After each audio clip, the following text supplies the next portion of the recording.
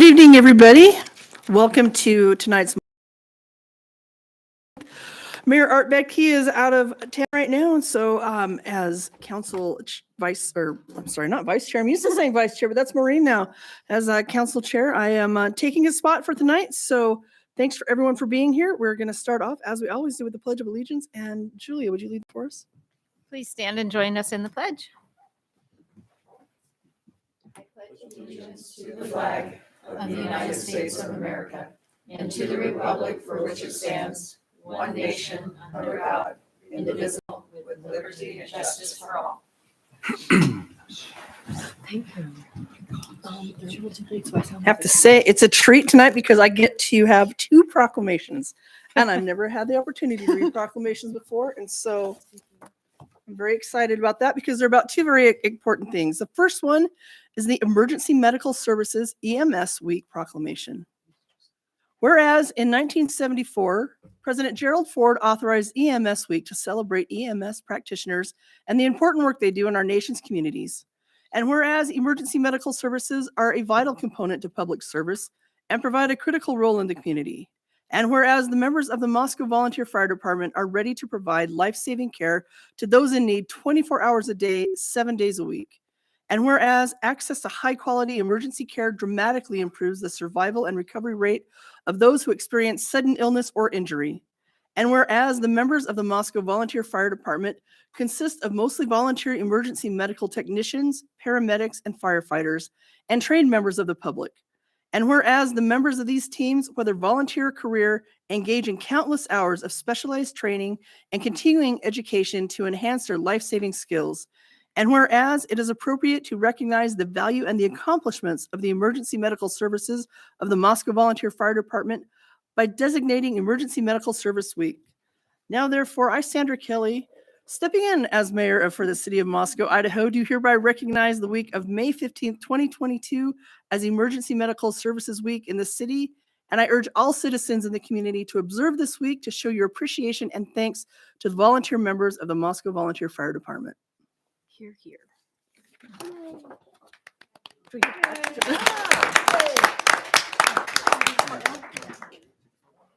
Time for a picture, and you got to get big up and Picture, and then you can say some cool things. Nice try, Dan. I don't want a picture.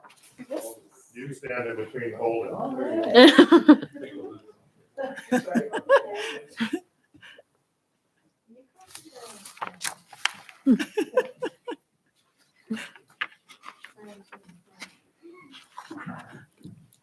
All right, thank you. Would you say a couple things?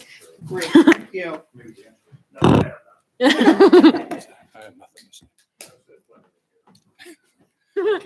Thank you very much. Our volunteers work very, very hard to maintain their skills and so forth. And I know they really appreciate this. Dan mentioned it at our meeting last week, and I really appreciate the recognition for all that our volunteers do and our career staff do. So I greatly appreciate it. Thank you. Can I add one thing? Yeah. I particularly liked learning from you all that two of your people delivered a baby in the last year or two. They had called in and suddenly delivered a baby. I'm like, wow, that was a lot of training. Or maybe not. Does that list on the birth certificate is like delivered at corner of A and Corner, Hayes, yeah. like is that instead of Ackerman? They didn't give that information. Nope, that's great. But yeah, in all seriousness, thanks so much for what you do. It's no easy thing. I was a dispatcher for a little while, and I know that y'all work all hours of the day and night, and that people are sound asleep and then wide awake, and they do save lives. So thanks so much for what you do to help our folks. And our second proclamation is for Memorial Day. Whereas Memorial Day, originally called Decoration Day, is a day of remembrance for those who died in our nation's service. And whereas Memorial Day was initially proclaimed on May 5th, 1868 by General John Logan, National Commander of the Grand Army of the Republic, in his General Order Number 11. And whereas Memorial Day was first observed on May 30th, 1868, when flowers were placed on the graves of Union and Confederate soldiers at Arlington National Cemetery. And whereas our predecessors fought in war so that future generations would have freedom. And whereas they helped shape the society that we know today, including our political, economic, military, and social systems, advancements in science and technology, and cultural traditions that enrich our heritage, And whereas it is important on Memorial Day to reflect on the whole life memories of military personnel who fought and died for our country to preserve the rights guaranteed under the U.S. Constitution and to keep our nation strong. And whereas Memorial Day gives us the opportunity to renew our patriotism and to articulate our common desire to live in freedom and seek peace so that our nation's veterans will not have died in vain. Now, therefore, I, Sandra Kelly, acting mayor of the city of Moscow, do hereby recognize May 30th, 2022 as Memorial Day in the city and urge all citizens to honor those who have died in the service to our country. Right on. All right.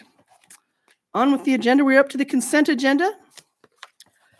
Madam Mayor, Yes. and I realize I don't know that very close loop with Mia. I would move to approve the consent agenda as presented with the removal of one item. Because I am a board member of one of the entities, so I am happy to move for approval of the consent agenda with the exception of item D for rendezvous in the park. And then if we want to review that separately, and then I can abstain, is that the best way to go forward? So everything on the consent agenda minus letter D. Do I have a second? Second. But I second all of it. Well, I don't no, know how to do I think that. we have to approve section D after As we separate, approve on this. its Is that own. correct? Correct. All right. Any other discussion? All right. We will start with Julia. Aye. Anne. Aye. Maureen. Aye. Gina. Aye. Haley. Aye. Great. Thank you. Thank you. And now section D regarding rendezvous in the park from the consent agenda. I move that we approve section D, rendezvous in the park, for the Second. consent agenda. It's been moved and seconded. Do we have any further discussion? I will note my abstention. Then we will vote. Anne. Aye. Gina. Aye. Maureen. Aye. Do I vote? I forget. No. Sorry, that's a glitch I forgot to ask. I don't No. think so, but I thought I did last time. And so I just had to make sure We're doing before. a learning curve last year. Yeah, I appreciate that. Wonderful. Well, that has passed unanimously. So the consent agenda. You didn't all- ask me to vote. I No. did not, No. Julia. I, Now it has passed. Sandra, Sandra, yeah. you need to, I'm out. Haley's going to record that she abstains on Okay. that vote, I believe. I am abstaining given risk of conflict of interest. Great. Great. On her faces. Wonderful. Anonymous -1. Thanks, guys. Good. Let's see here. Now we move on to mayor appointments. And we have several tonight, which is exciting. I love when our commissions get full. We have 3 appointments. The first one, Joshua Larson to the Farmers Market. It expires 12/31/23. The second person we have is Kristen Haltener. Human Rights Commission expires 12/31/22. And Ron Meef to the Historic Preservation Commission, which expires 12/31/23. Do we have a motion to approve these? So move. And I'll Moved make by Maureen and second. seconded by Haley. Is there more discussion? Seeing none. Maureen, Aye. Anne, Aye. Julia, aye. Haley, Aye. Gina. Aye. Wonderful. Do any of those individuals happen to be here tonight? All right. Well, a big thank you anyway to that. It's exciting to have those slots filled. I personally am very excited because I serve on 2 of those commissions as a liaison. And I know both these folks and they're going to do a great job. And I'm sure Joshua will also do well on the farmer's market. So if you're out watching, thank you for that. Madam Mayor, I realize I just noticed we had item number 2 on regular agenda. I don't know if you had anything. It's tucked at the very bottom of the consent agenda on page 2 Staff recognition. for staff recognition. There's nothing, So, okay, there's great. no Figured staff I'd check. recognitions. Yeah. I appreciate that. Thank you. It is stuck right at the bottom of that. Wonderful. Okay, now we have our public comment response period that is limited to things not on tonight's agenda or in any other formal public hearing. We will have 15 minutes for this, and each person will have 3 minutes to speak. We need your name and where you live. And so if anybody would like to come up and comment tonight, please do so. Great.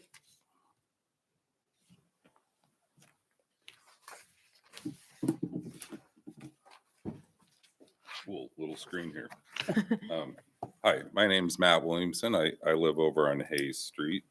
I've come tonight to talk to you about Well, last Saturday was the celebration of our oldest organization in Latah County.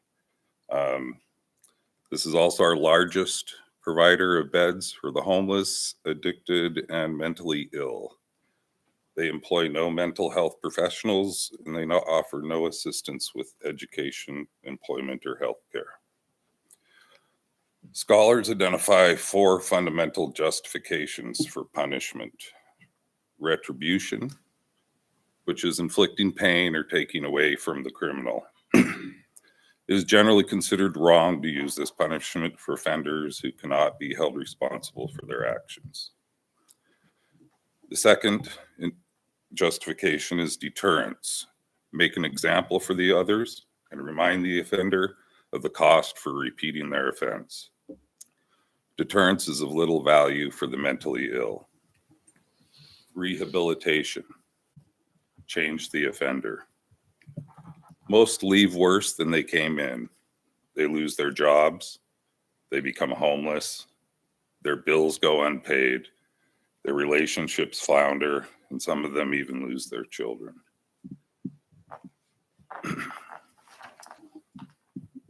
Incapacitation is the 4th justification. It's pretty simple: long-term prison or death. You know, those that can't live among society, can't be rehabilitated. This organization's system uses violence and inhumane conditions to dole out retribution and deterrence through fear. Rehabilitation does not exist. Incapacitation is common, as you'd expect. This is an okay solution for criminals, but unacceptable for the mentally ill. Millions are spent by our county every year under this category labeled justice. It's so broad, it was difficult to put a finger on it at all. I don't blame our particular, I didn't see any counting. I don't blame our particular version of this system.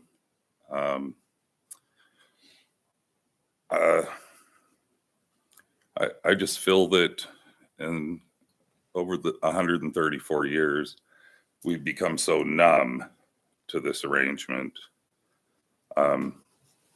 that we don't see it anymore. Matt, we're gonna have to have you wrap it up pretty soon. You're at Okay. 3 minutes. Yes. I welcome you to research these statements. Look into our county's justice system with open eyes, modern consideration.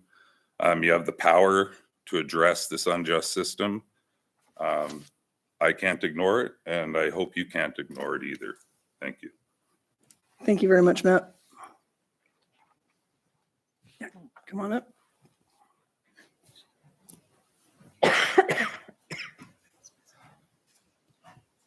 Hello, my name is Shannon Gray. I live on North Mountain View Road. And I want to speak regarding the Oxford House that's trying to be put in at Bitterroot Street here in Moscow. A little history. I'm a former police officer reservist. I was a Multnomah County District Attorney's Office for 5 years, prosecuting all types of crimes. I've been a criminal defense attorney for the last 15 years. So the main reason that we're here today, at least I'm here today, is not against having an Oxford House in Moscow. I think that's a narrative that for some reason, if you don't want it at the Bitter Street location, that you don't want an Oxford House in Moscow, which is not true. And really the only issue, I think the real issues that we have with it at the Bitter Street location, because the Latah County Recovery Center is asking for, I think, $200,000 from you guys to purchase that home. And they already got $200,000 from the county on it. The number one thing is, I think, is the drug-free zones. It's within 1,000 feet of a school. The legislature from the beginning of time has said that if you have a school and surrounded within 1,000 feet of a school, it's a drug-free zone, okay? And they're not allowed to have drugs or alcohol or controlled substances within that. And if you get convicted of those types of things, you get a heavier prison sentence. And in Idaho, under your statute, you get a heavier prison sentence if you're convicted of possessing or dealing a controlled substance within 1,000 feet of a school. Why is that a problem? Well, because if you have a recovery center or you have Oxford House within 1,000 feet of the school, just by the pure location of the home, it exposes any resident to a higher prison sentence if they're found possessing that. And the recovery rate on the Oxford House, and this is from the website, I'm not making things up, the recovery rate for an Oxford House is 30%.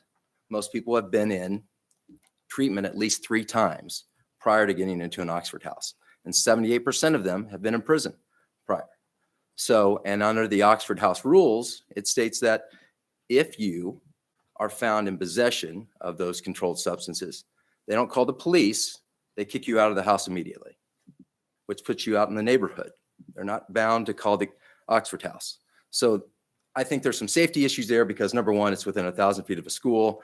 That's the highest percentage of kids under the age of 14 in the entire location. You've got 2 private schools, you've got 2 schools there. You've got the Herc with the swimming that's gone year round. There's no sidewalks on Mountain View Road. I analogize it to putting a train track next to a school. If everything stays on the tracks, everything's awesome. If it goes off the track, you're dealing with a whole bunch of stuff. The second aspect of it, I think, is a legal challenge. The Oxford House itself is, and the Bitter Street location is considered R1. Sir, you are running up to your Yeah. 3 minutes of time. Got it. I'll finish this up. So R1, all of the Oxford houses in Lewiston are not in R1. And the reason they're not in R1 is because of 2 things. Most Oxford houses want at least 12 people in their homes so they can extend the amount of people. And the second is that it has to be supervised. Oxford houses are not supervised. And under the R1, they have to be. That's I'm what. gonna cut you off in 10 seconds. Yep. Okay.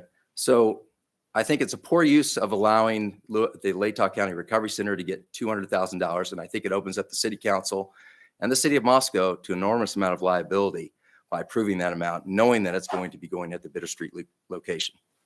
Thank you very much. Still have a few minutes. Would anyone else like to come up?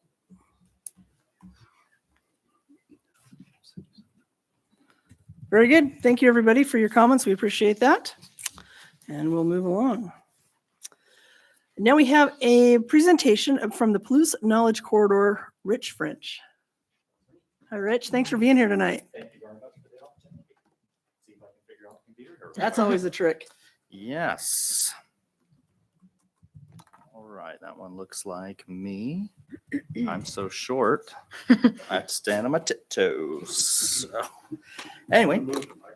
Yeah. I feel you. Take the whole thing down. Step stool. Anyway, thank you, council members, city officials, and community members for allowing me the opportunity to speak. Let me start out by saying I'm not asking for money. So no worry there. But I'm guessing it's probably been a few years since you've heard from the Palouse Knowledge Corridor. And we have been through a pretty big evolution. And you can see by my first slide here that we have a new name along with a new strategic plan. And I'm excited to share that with you guys. All right, so I promise this is the only slide I will read. But who are we? We are a regional organization focused on connecting entrepreneurs to the resources they need to be successful. And we do this by teaming with local economic development agencies to provide connectivity and tools to identify the gaps in entrepreneurial support in our region. And then we work with those economic development agencies to overcome the gaps and promote the Palouse as one community.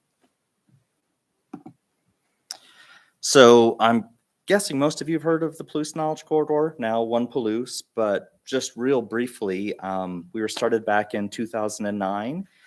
Depending who you talk to, it's not very well documented, but by the 2 universities to promote the technologies and knowledge that they have. So how are we funded? Our 2 largest donors are the 2 universities, the Port of Whitman, the Latah County, and Whitman County as well as some USDA grants that fund our projects. So what have we been up to for the last 3 years? I know you're all on the edge of your seats.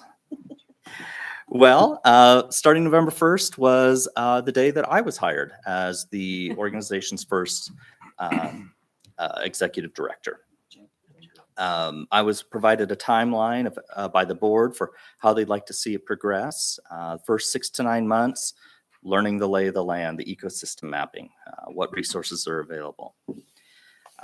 Second, strategic planning, rebranding, and start all the activity design for the projects that we'd like to accomplish. And then 24 months out, we want to talk about our successes and start to launch larger campaigns. So those 2 arrows there, the bottom one is real time, where we're at in schedule, and the top is our actual progress.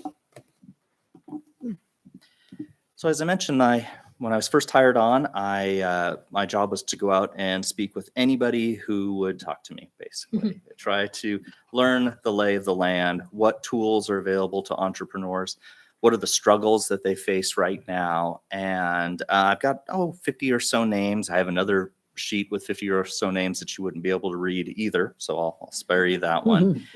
Of entrepreneurs, economic development agencies, nonprofits, city officials, anybody that would talk with me. So from there, took all that information and dumped it into a very rudimentary Excel spreadsheet and tried to break it up by category of where they would help entrepreneurs in the life cycle of their business. This is just the first 4 lines in it, but you can see there's a totals piece on the bottom. Maybe you can see that. I can't see that, but maybe you guys can. But it's a little skewed because a lot of times a town or a county might have the resource, but that might be only available for that region. So you might see 10 of an item, but really one town might have none of those. So when I spoke with all of these resources out there, 8 things came up the most often. And the first 2 are very connected. One, we have a lot of great economic development resources out there already that are helping people every day, that we need to focus on the gaps. The second piece to that is, yes, we have great agencies out there, but they might not know what each other are doing and what tools are available, and they might be chasing the same grants or working on the same project when they could be combining their resources. That there needs to be a ecosystem map out there for entrepreneurs and their mentors to find the resources they need. If they're looking for funding, if they're looking for assistance on a business plan. That instead of focusing strictly on our individual town, individual county, or individual state, that the Palouse is unique and that we need to be focusing as one region. That entrepreneurs are looking for funding and don't have a clue where to look. There are opportunities out there. That there's a ton of university assets sitting on a shelf or sitting on a virtual shelf that we'd like to get in the hands of our local entrepreneurs. Value-added agriculture. Agriculture has evolved. We're extremely efficient, commercial, commodity style. And because of that, there's not a lot of opportunity to gain your bottom line, and the agricultural businesses out there now hire or employing 90% less people than 100 years ago, if that makes sense. So for every 100 people now that used to take to run a farm, now it takes 10. Entrepreneurs are looking for training. They don't necessarily know where to look, depending where you're at. And then the last 2 are combined. They are incubators, accelerators, and innovation clusters. And, incubator is just cheap rents, cheap utilities. Accelerators where you provide a resource in there to help them, when they stumble or need to get that next level. Or an innovation cluster would be when you bring all of the players together to overcome a problem: funders, customers, legal representation, branding, everything, the science that you can need behind it to, for instance, overcome a rural power issue or something like that. So those were the 8 things that came up the most often. So we took all of that information and came up with a strategic plan, and along with that, a new name. So what do we want to accomplish? Well, we want to get our economic development resources together. We want to talk about what's working, what people are working on, what people are struggling with, what resources are missing. We want to set up an online ecosystem map for entrepreneurs and their mentors, and then address a recruiting problem that businesses have been facing, which is focused on what used to be called spousal accommodations, but is now called partner accommodations. That would be if a hospital was recruiting a radiologist and their spouse or partner is an accountant. Well, we're going to get that accountant hooked up with another group that is hiring so they can recruit those people in. Phase 2 is to develop an entrepreneurial pipeline, a highway, if you will, with on and off ramps where entrepreneurs can come in, get help with an issue, and then continue on or stay for the full life cycle of their business and get that constant help of how to grow and how to get to the next level. And then take all the information that we have gathered from our Economic Development Summit and the software, the ecosystem map that collects all the metadata to identify what are the underlying issues for entrepreneurs and come up with an annual plan with our group of economic development advisors to overcome that issue. So from strategic plan, that led into our branding, and we took all those keywords that are associated with what we're trying to accomplish, and they fell into 3 feeling categories. I'm sorry, I'm not a marketing person, so this one was hard for me, but unity, growth, and trust, with the majority of those falling into unity, which led to One Plus, bringing our community together to act as one. So what's next? Well, we had our logo 98% done, found out it was almost the exact same as another nonprofit in town. So back to the drawing board there. We started work on our website, updating our social media, and starting to put our community together for our Economic Development Summit. And we are looking for individuals that are passionate about entrepreneurs, that are aware of the issues, that would like to participate in this summit. So especially in the planning phase. So if anyone has any names or know anybody, shoot them my way. What have we been doing besides talking to people and strategic planning? We have been on a talking circuit with the Port of Whitman for value-added agriculture on the Washington Association of Wheat Growers AMO circuit, hysterical name. Talking about the benefits of that. Participating, judging, coaching the Carson Business School Business Solutions students as they're consulting regional entrepreneurs. Judging plan competitions for both WSU and CIE. But you'll see that Idaho is kind of missing from the list. And what I'm looking for. What does CIE stand for? Oh, I'm sorry. I love the TLAs, the 3-letter acronyms, but I don't know all of them. It's a Spokane organization focusing on buying local and helping specific individual or people that are underserved. Center for Inclusive There, Entrepreneurship. that's the word. People that are underserved that can't typically get a loan to start a business, or just they have $300 and they're looking to start just a little food stand. So great organization. But as you can see, Idaho is missing from this, and I would like to build that. I would like to see equal sides being supported there. So I guess I would look from the council. We'd like to have participation in One Plus. If you guys would like to be a stakeholder, or if you would like to be a possible board member, if that fits more, I'd love for you guys to consider that. So. Does anybody have any questions? Questions? I have a question. I'm surprised the U of I is not up. Only on there from a support standpoint, funding standpoint. Okay. And we have been working a lot with the entrepreneurial groups over there, the tech services groups. But as far as the city and things like that, we just haven't had an opportunity to really connect. So. we'd like to find ways to better do that. We work with PEP quite a bit, which is a fantastic organization, not brown nosing or anything like that. But that has been our primary connection through Idaho. Do you have offices? Yes, our office is actually in the Chamber of Commerce in Moscow. So, Okay. I'm remote, so I'm trying desperately to buy a house in the region. There's really none. So Yeah, that's a problem. yes. So I'm actually in the Tri-Cities right now, and I'm up here every other week. So hopefully finding a full-time spot. Anybody selling a house? Other questions? One thing you brought up in that caught my attention only because I don't quite know what the vision is yet. Sure. I understand. I've known Police Corridor for quite a while, and I think the change is good. Uh-huh. And I like the presentation you had when you said larger campaigns. What do you mean by that? What does that look like? Well, that's going to come a lot from our Economic Development Summit. Figure out what is that underlying problem, and if it's a larger piece. I know, for instance, the universities would love to turn this area into like a tech corridor, where we have these two great bodies of knowledge with all of these students and all of this research happening.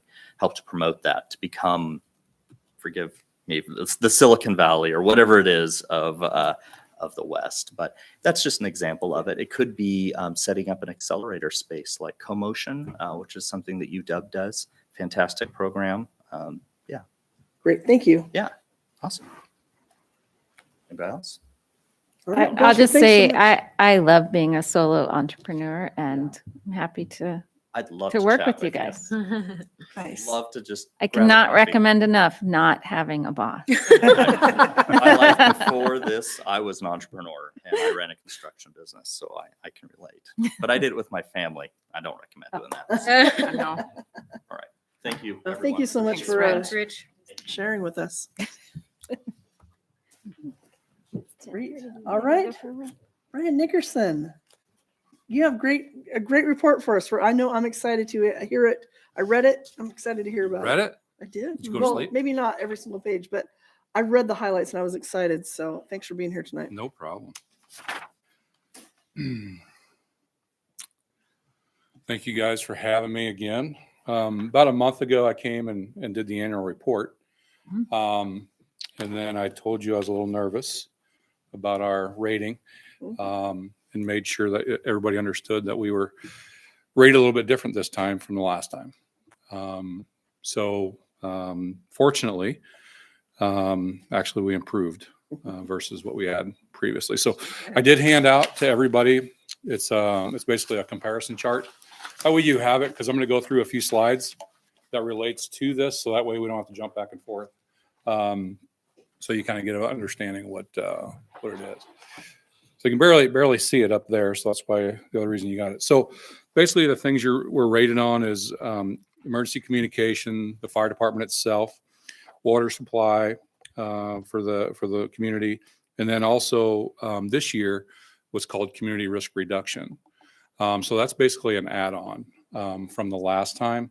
But also some of these criteria that fall within each of these groups have changed some. So it can either help you or hurt you depending on where you fall. So we'll just go through a few of them here, just the differences. First thing I want to point out, though, is the grading scale. To be a Class 1 fire department in the country or anywhere across the country, you have to receive a 90 to 100%. There's no Class 1s in the state of Idaho. There's only 411 across the country. I used to work for one before coming here. It's a lot of work. It takes a lot to do that. Class 2, Class 1 is the best of the best, if you will. Class 2, there's only 2 of them in Idaho, and there's only 1,243 across the country. So that's another one of those pretty top tier organizations as far as a rating scale. What are the 2 in Idaho? I think Boise. Yeah, I knew you were going to ask. I didn't ask him, to be honest with you, but I'm thinking like Meridian or Twin Falls or Idaho Falls, down south. Just curious. Class 3. There's only 28 in the state of Idaho out of over 220 departments. So that puts us in the top 12% in the state for an all volunteer organization, which is pretty impressive. Lewiston and Pullman, our neighbors, are also a class 3. So we're competing with some of the full-time folks that have full-time people and stuff. So again, we're pretty top notch here. So Does that mean, I did have a question.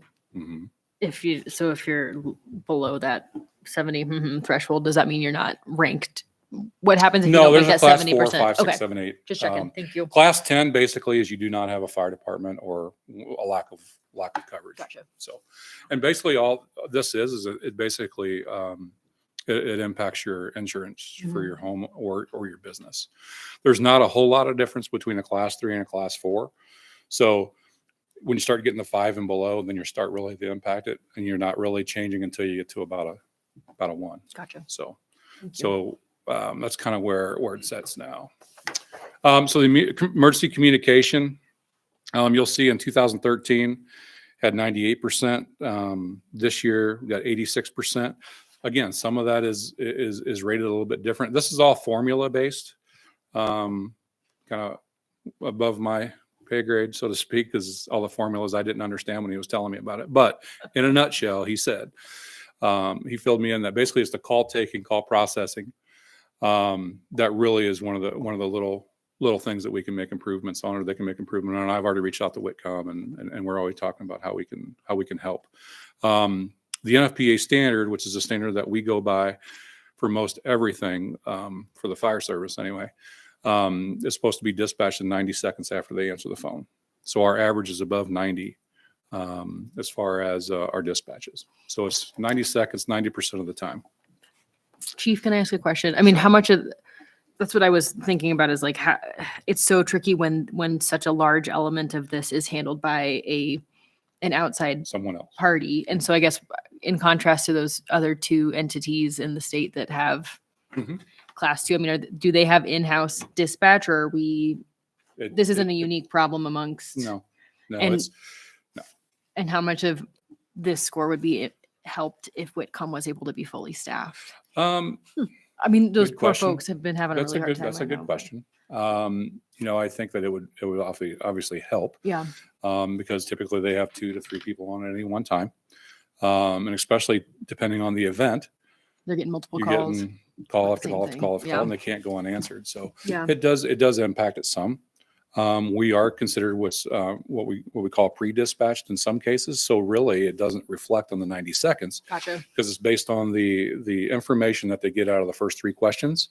They already kick us out the door before they get done answering questions. So Gotcha. there is a little bit of a lag only because of that, but we are working with them. We're great partners with them, and that goes for Tyler with the water and all that too. Is we all have the same goal. Yeah, And, absolutely. and it's just how can we better do that? I do know that they're getting more and more part-time folks. Yeah. As well. So, so the fire department, like what we get graded on, as the department itself in the city.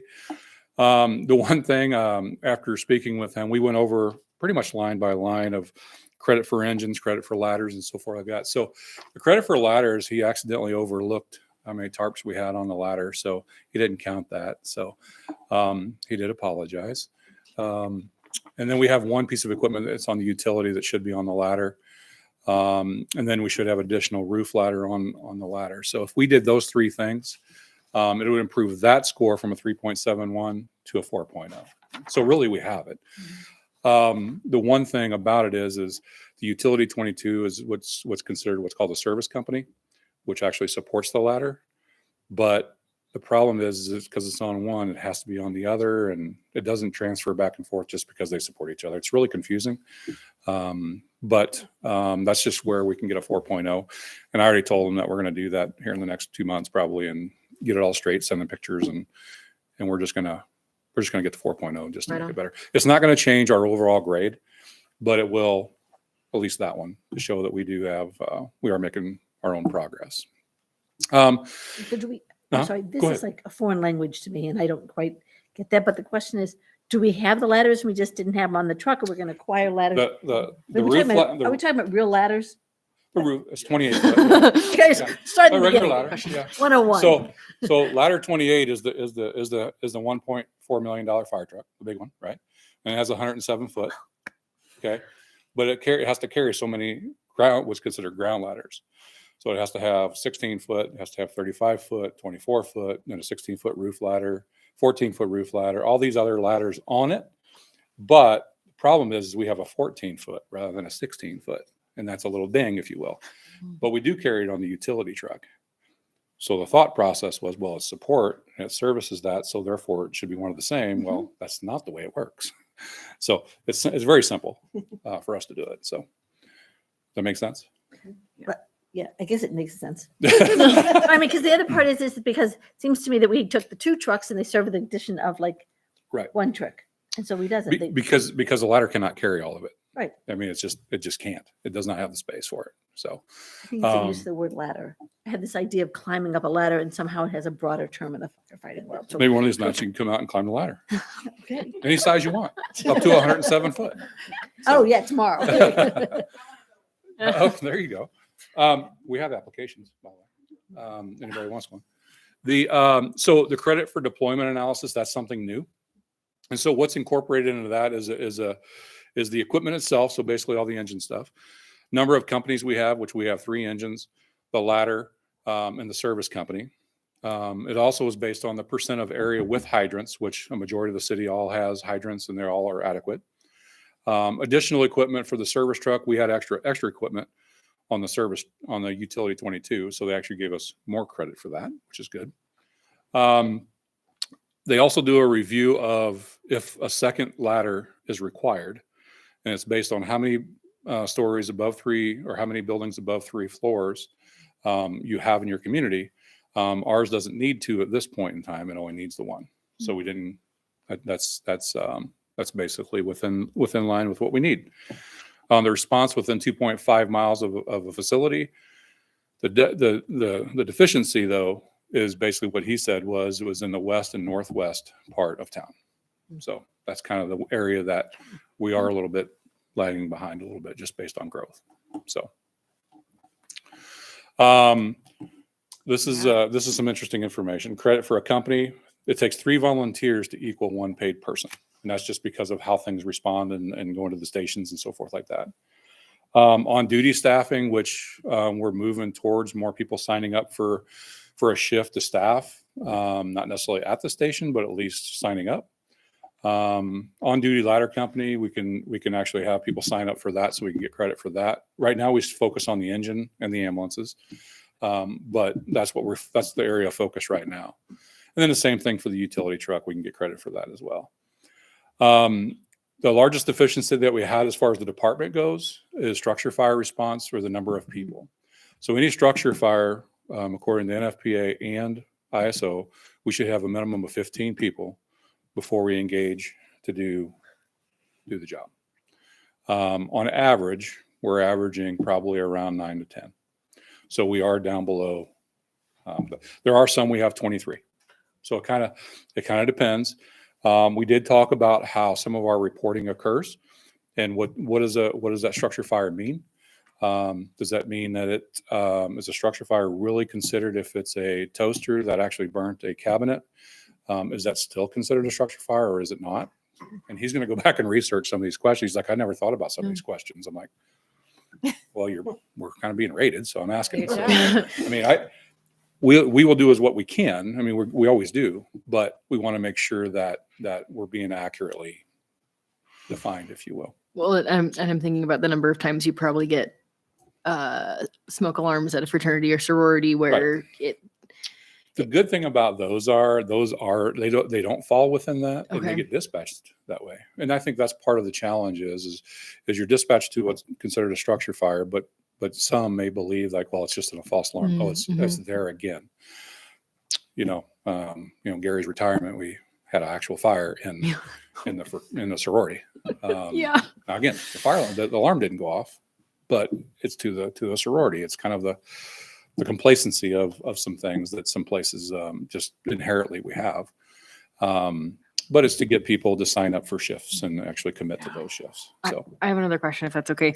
So when you say ISO says you're supposed to have 15 people on hand before you're engaging, and now I'm seeing this thing that says 3 volunteers equals 1 paid personnel, that they're saying, they're not saying 15 times 3, right? They're saying 15 trained 15. people who can respond. Yes. Okay, Yeah, total 15. great. And if, depending on the situation, risk a lot to save a lot. So that's inherently what we do. If there's a rescue to be made, we don't wait for 15 people. We do it with 2 people, 4 people. We do what's necessary to do that. So, but the intent obviously is to get as many of those resources there as quickly as possible. And there's actually an NFPA, it actually spells it out based on time, and it's pretty detailed of what should occur, if you will. But the overarching thing is 15 people is where we want to be for all structure fires. And then if we get some additional people signing up for 6 people on a company, we'll get extra credit on an engine or a ladder. So if we can get two engines staffed, 3 engine staffed, it'd be a whole lot better. I mean, again, it's not going to change a lot, but we can get additional credit for it. Credit for training. We actually doubled our training almost from the last time. So we improved and increased company station training because we switched to a station model a year and a half ago, or almost a year and a half ago. So we're doing okay, but we need to do a little bit better on our station training. What's the Cliff's Notes version of significance for changing to station model? What was it before and what does it mean now? They had what's called a company, which was not tied to a station. Okay, So it's kind of like this group that met but didn't have a station to report to, if you will. gotcha. And now we've they got kind of about 1, followed 2, the 3. truck versus sometimes we move the truck to 1, we move to 3s, 2s, whatever. So it kind Gotcha. of moved around. But that was a group.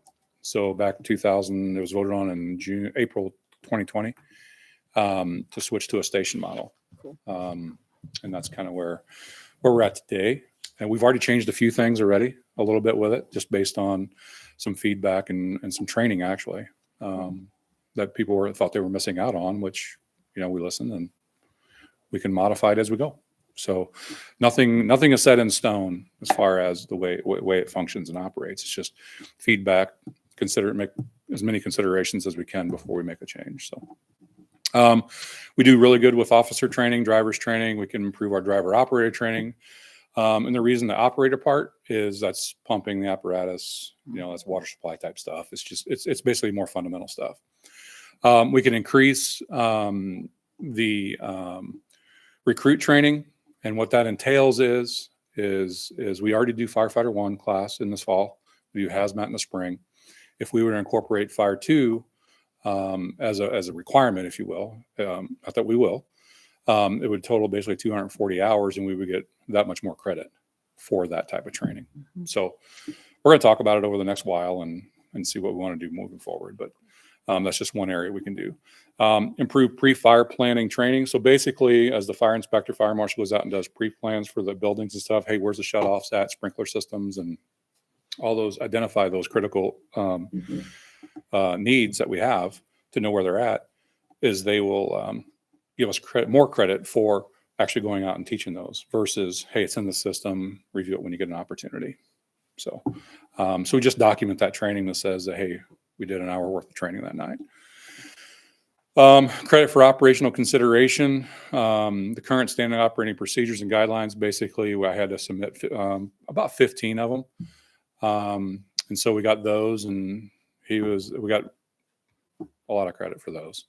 And then also we incorporate the incident management system and the incident command system in all of our trainings, all of our events, accountability system, all that stuff. So he was very, very impressed with what we do and how we do it with what we have. So water supplies, basically in a nutshell, this one here, and I've already talked to Tyler. The one little improvement we can make is color coding the hydrants. Hydrants are basically based on color. So when you pull up to an intersection or a hydrant, in firefighter 1 class, you're taught what 0499 means, what 599 means, in red, orange, green, blue. So you know that how much water you're going to get out of that hydrant based on that building and that fire, how much you can actually flow and maintain. However, it is a lot to paint hydrants. Can we have It's a a lot. paint It's a party? lot. I'll It's a big help. effort, right? I'll help. So Sounds fun. he's the evaluator is checking in on, and me and Tyler talked about it, which I can appreciate, is we already have blue stickers on some of them, and that's just to identify them at night. So if we can incorporate those stickers, but by color on each of those hydrants versus, or a ring around it, one of the two, just by a 3M tape that basically doesn't break down over at least a year, a few years, then we could probably get just that extra credit for that, or credit for that. So just one little thing that we can make an improvement on if we can get it. If not, then we'll figure it out. So I know that it's always important to be making improvements because you want to score as high as you can. Sure. In the practical world, I mean, I'm guessing your folks know what hydrants are the right ones, or is that something that they are lacking in their training? There is no right one because they're all red. Uh-huh. And there is no identification of what they are. Now, most of our hydrants in the community are really good. There are some areas it's a little bit lower, but again, to identify them just makes it that much more, and you get credit for it. And they go out and flush them, test them, and all that anyway. It's not something that has to be done in like 6 months. It's over the next 5 years because we're not going to get rated for 5 more years. So, but if we can make those improvements, then we'll do it as we go. It won't be like some big That makes project sense. or task. So, and then a community risk reduction. This is one of the things that we weren't aware of, that we would be rated on necessarily. He kind of let us know, but yet we didn't know how the grading would work, but we got all the points we could get, or most of the points we can get. So credit for public safety education, increased training for those who teach public education. So if you're going to go out and teach this public education, we need to document the training that we do for those folks, which we don't do a lot of. So there's one area we can do that. Fire safety education program, we can increase that. Over the last couple of years, it's been a little more challenging, obviously because of the COVID stuff. But now that we have a full-time inspector, we have some opportunities to get more into the schools. Then we get credit for fire investigations. We have 2 certified fire investigators, which is myself and Division Chief Ellenwood. So where we lack, obviously, is we're supposed to do 40 hours of training per person per year. I mean, it's a lot, but that's in addition to all the other stuff we have to do. But again, that's one of those, if we want credit, that's what we get. So, but again, this might be incorporated down the road as one of those that's automatic. It's not just an extra credit after the fact. So, and that's what he had alluded to. And the divergency basically is a formula. Like I said, it's pretty long. And basically it takes all 4 things and considers them, or 3 things, and considers them as one. And then that's how you get your calculation. So with that being said, we went from a 73.37 to 78.06. So we increased by almost 5%. Were you is that where you expected us to land? Ask Bill. No, I was worried. I'll be honest. I was worried. To at least match what we did for 2013? I was or- worried because I didn't know what to expect. Yeah. And for rating on something that is different than what the previous rating was, it's even kind of that much more. Nerve-wracking? Yeah, that's it. But also, again, listening to him and his feedback. I mean, he's so impressed with what we do. It's amazing. And, I think getting him everything 3-4 weeks ahead of time, he was basically done. I ran into him at the Chiefs conference in Coeur d'Alene. He's like, I can't tell you, but this is kind of probably where you're going to end up. So I had a little reprieve until I actually got it. But again, he's very honest, and he said, you ain't got nothing to worry about. So I have one more question, if that's okay. Isn't there something to be said about our insurance rates being cheaper the higher class we have? yeah. Do they care about a 73 versus a 78? No. Darn it. No. Okay. Still class 3. Class 3 is Okay. a class 3. All right. And not every insurance company uses it. Cool. So that's a whole nother day. Cool. Maureen? I just want to say congratulations. That's quite a feat. And for the new systems and things you didn't quite understand and was coming. You did quite well and really well. So thank you. Well, it takes all the volunteers and our career staff and all that to do it. It's not just me. It's not just, it's everybody. So But they're not here to congratulate, so you keep. I'll just pass it on. Don't worry about me. So Any other questions? Sheila? I just have a statement. I, having happily served, that was going to say served and it sounded like a prison sentence, but happily served 2 years as council liaison, and watching kind of the beginning of the whole organization of the group to where you are now. I have to say that it's kind of mind-boggling, the amount of progress that's been made from those days to now. And the fact that, okay, so it may or may not affect our insurance, but it's still pulling a group together to work towards this really great 5% increase. That's awesome. So pat yourself on the back a little bit. Come over closer and I'll pat you on the back. I'm just very, very impressed. Thank you. thank you. Dan? Thank you. Yeah, that was super informative, including even the fun color coding info. That would be really lovely. I had a couple questions. tape. Yeah. Duct tape. Yeah. Are the SOPs new? Those are being redirected into the Lexipol system, only because they had to be updated before I sent it to him. And those are operational guidelines. So those would be, I think we have most of them almost done. So hopefully so they'll be in the system here shortly. But I had to get him the information so he could actually rate it. So That's great. That's always a lot of work too, as I'm sure you know. it was Yeah. some work.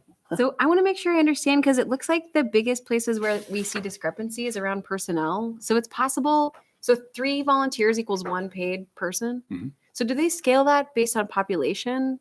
No. So that's why we're never going to be able to shoot that up to 15 out of. No. Yeah. No, it's based on that. It's basically the training, the availability, all those types of things. Is probably 2 of those people wouldn't be available, but the one might be. Gotcha. But the one that's working that day is available that day. So And then I just had one more question. So is this is an annual process? Nope. No? every 5 to 7 Every 5 years. years, okay. Actually, this is 8 years, but yeah. Gotcha. So you mentioned that we can send an update because there was the ladder thing. So can we just update them periodically then? Yeah, we can, or ask questions. Mhm. There is like the ladder and the tarp thing. We're going to go ahead and send that in just so we can get it updated. Right. If there's something we want to change, if we say, well, we want to buy a 75-foot ladder rather than a 107-foot ladder, well, better talk to him first because he's going to rate us on what we have, and which we'll have to have 107. I can tell you that now. But if we want to add an engine, or let's say we want to reduce the fleet, then that's conversations to have with them to update it. But as we get more things in place, I'm going to ask him about when we order the rescue here in about 5 years, of consolidating some things, if that's going to impact us or not, so we can consolidate vehicles and so forth. So to make sure we're not going to be negatively impacted by a decision, to go consolidate it versus, hey, let's stay where we're at. So, but yeah, we can request a site visit anytime. So Great. Those are my questions. Thank you. Thank you for all your work. Nice thank job. you. Anything else? My last question, Okay. do you need anything from us yet? Fill out an application. Fill out taking applications all the time. But no, we need people. I mean, we do. Our academy will be full this fall. We have 8 new residents coming in the 1st of August. And then some regular volunteers will be in the class as well. So we'll be at 15 for the academy probably, the way it looks today. That's awesome. So Great. Yep. All right, last call. Congratulations. Come on, Haley. Good job. Thank you, Chief. You know I got Sure appreciate it. Oh, thank you. Very good. And now, Tim Davis. There you are, and Tyler Palmer for our sanitation rate study executive summary report. All right. Madam Acting Mayor and counselors, it's still so cool to be able to say that. Yeah, we're here today to present to you on our latest sanitation rate study. As the council, many of you will recall, having gone through our sewer and water rate studies in the last couple years, rate studies are a really critical component to the maintenance of a utility. Our utilities, there are really two guiding documents for our utilities. The one document is our comprehensive plan, and the second document is our rate study. And these documents do two very different things for the utility.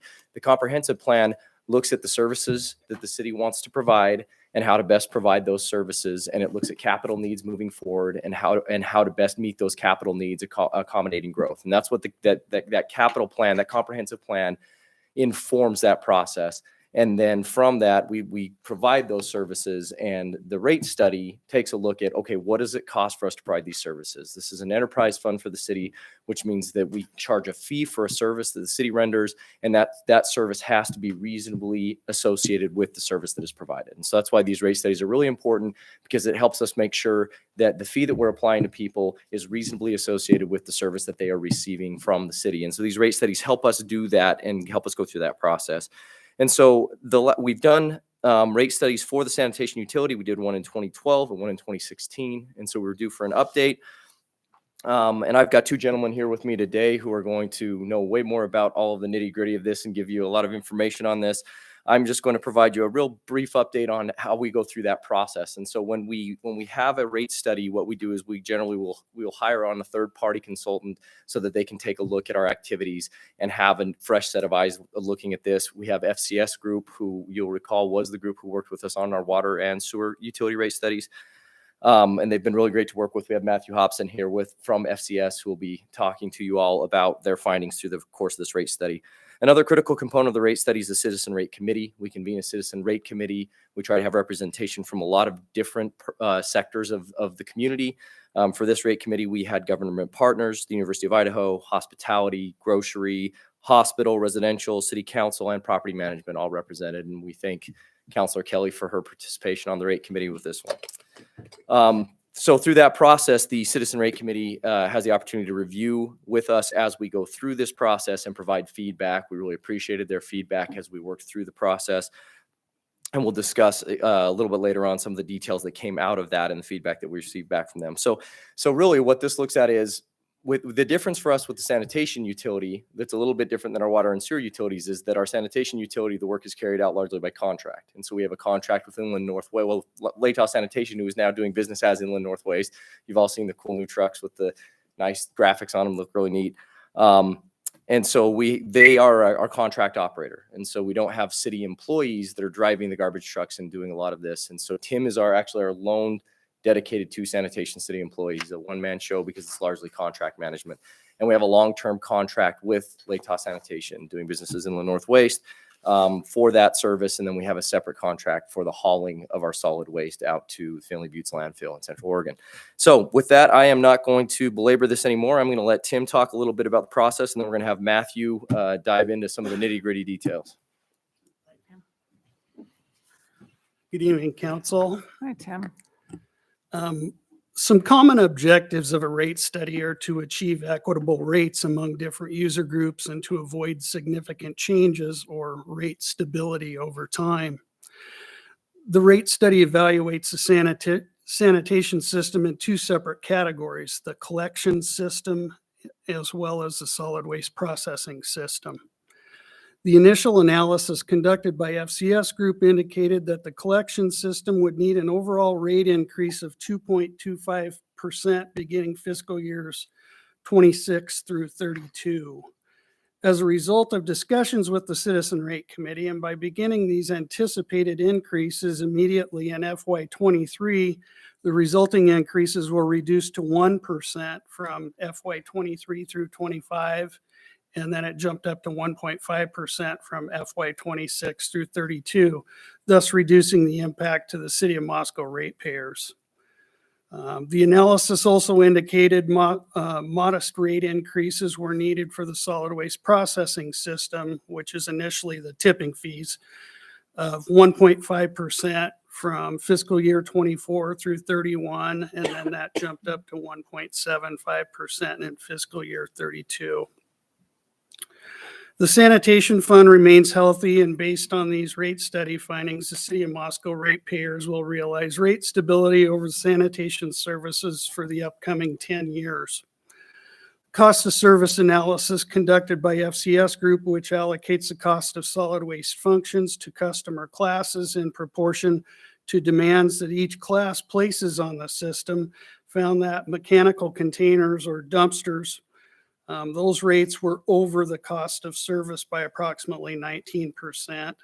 Commercial cart rates were over the cost of service by approximately 17%, and residential rates were under the cost of service by approximately 16%. To better align these different customer class rates with actual costs to provide the services and to minimize the impacts to the individual customer classes, it was recommended that the rate adjustments begin in FY23 and phase in over a 5-year period. Also keeping in mind that sanitation has not increased any collection rates for over the past 3 years.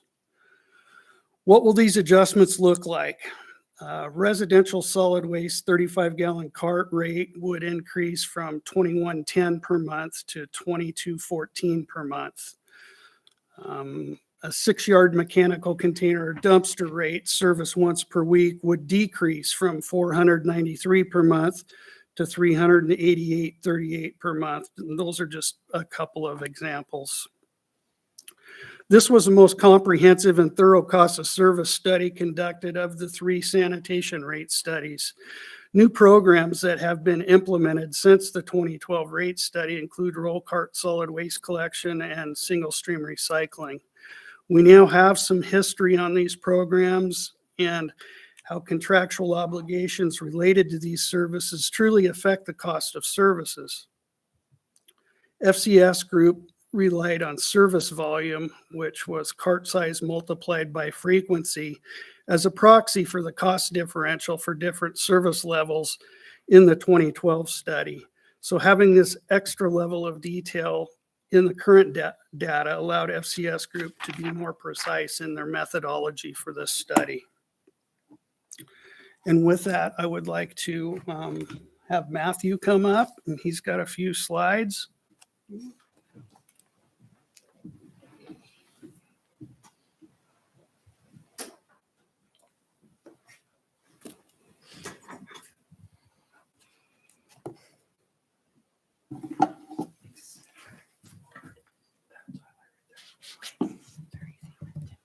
I know it is cliche, but I never tire from saying, let's talk some trash. I know, I have to. I've been doing this work for a while now. My name is Matt Hobson. I work with FCS Group. I was the project manager working with both Tim and Tyler on this study. My background, I've spent about 15 years in solid waste collections, management, landfill design, and planning with FCS Group now for about 5 years. Our firm is based in Redmond, Washington, and we specialize almost entirely our business on providing consulting financial services to local governments.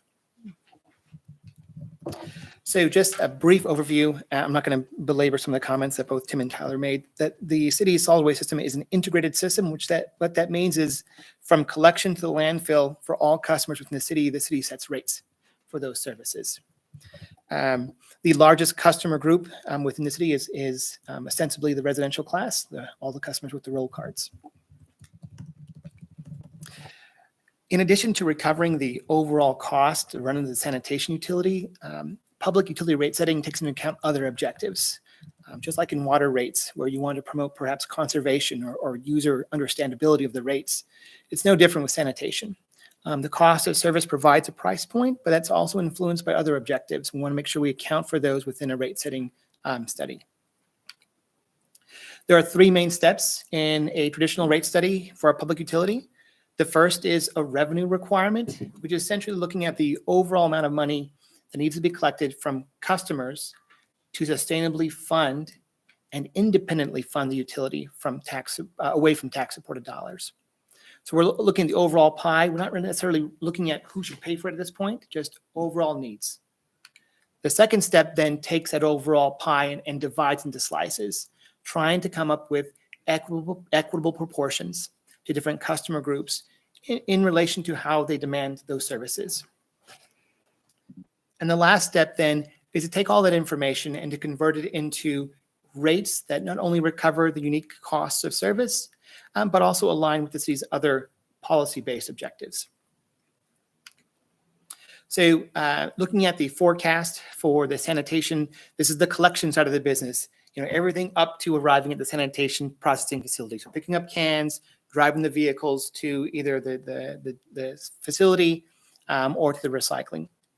Looking at the bars here, you see the biggest bar is that tan column in the middle. That is the contract between the city and Lake Tahoe Sanitation for collection. Now, in addition to that, you'll see that there's a rose column above that tan column. And that's the portion of the waste connections contract that is tied to moving that waste from Moscow to the landfill. So our residential customers and our businesses have to pay a share of that cost to eventually dispose of waste. Then you'll see some transfers to other departments within the city, and then the actual sanitation operating expenses. Overall, the cost trajectory is fairly modest at just 1% per year is what we're projecting as a revenue requirement. Now, once that waste gets to the solid waste processing facility, we look at that portion of the utility independently. And so the largest portion of that cost is the operation of the processing facility, which is that tan column. And then the majority, the next largest share there is the waste connections contract, which is the actual movement of the waste from the city to the landfill. Once again, we're predicting about a 1.5% revenue requirement increase beginning in 2024.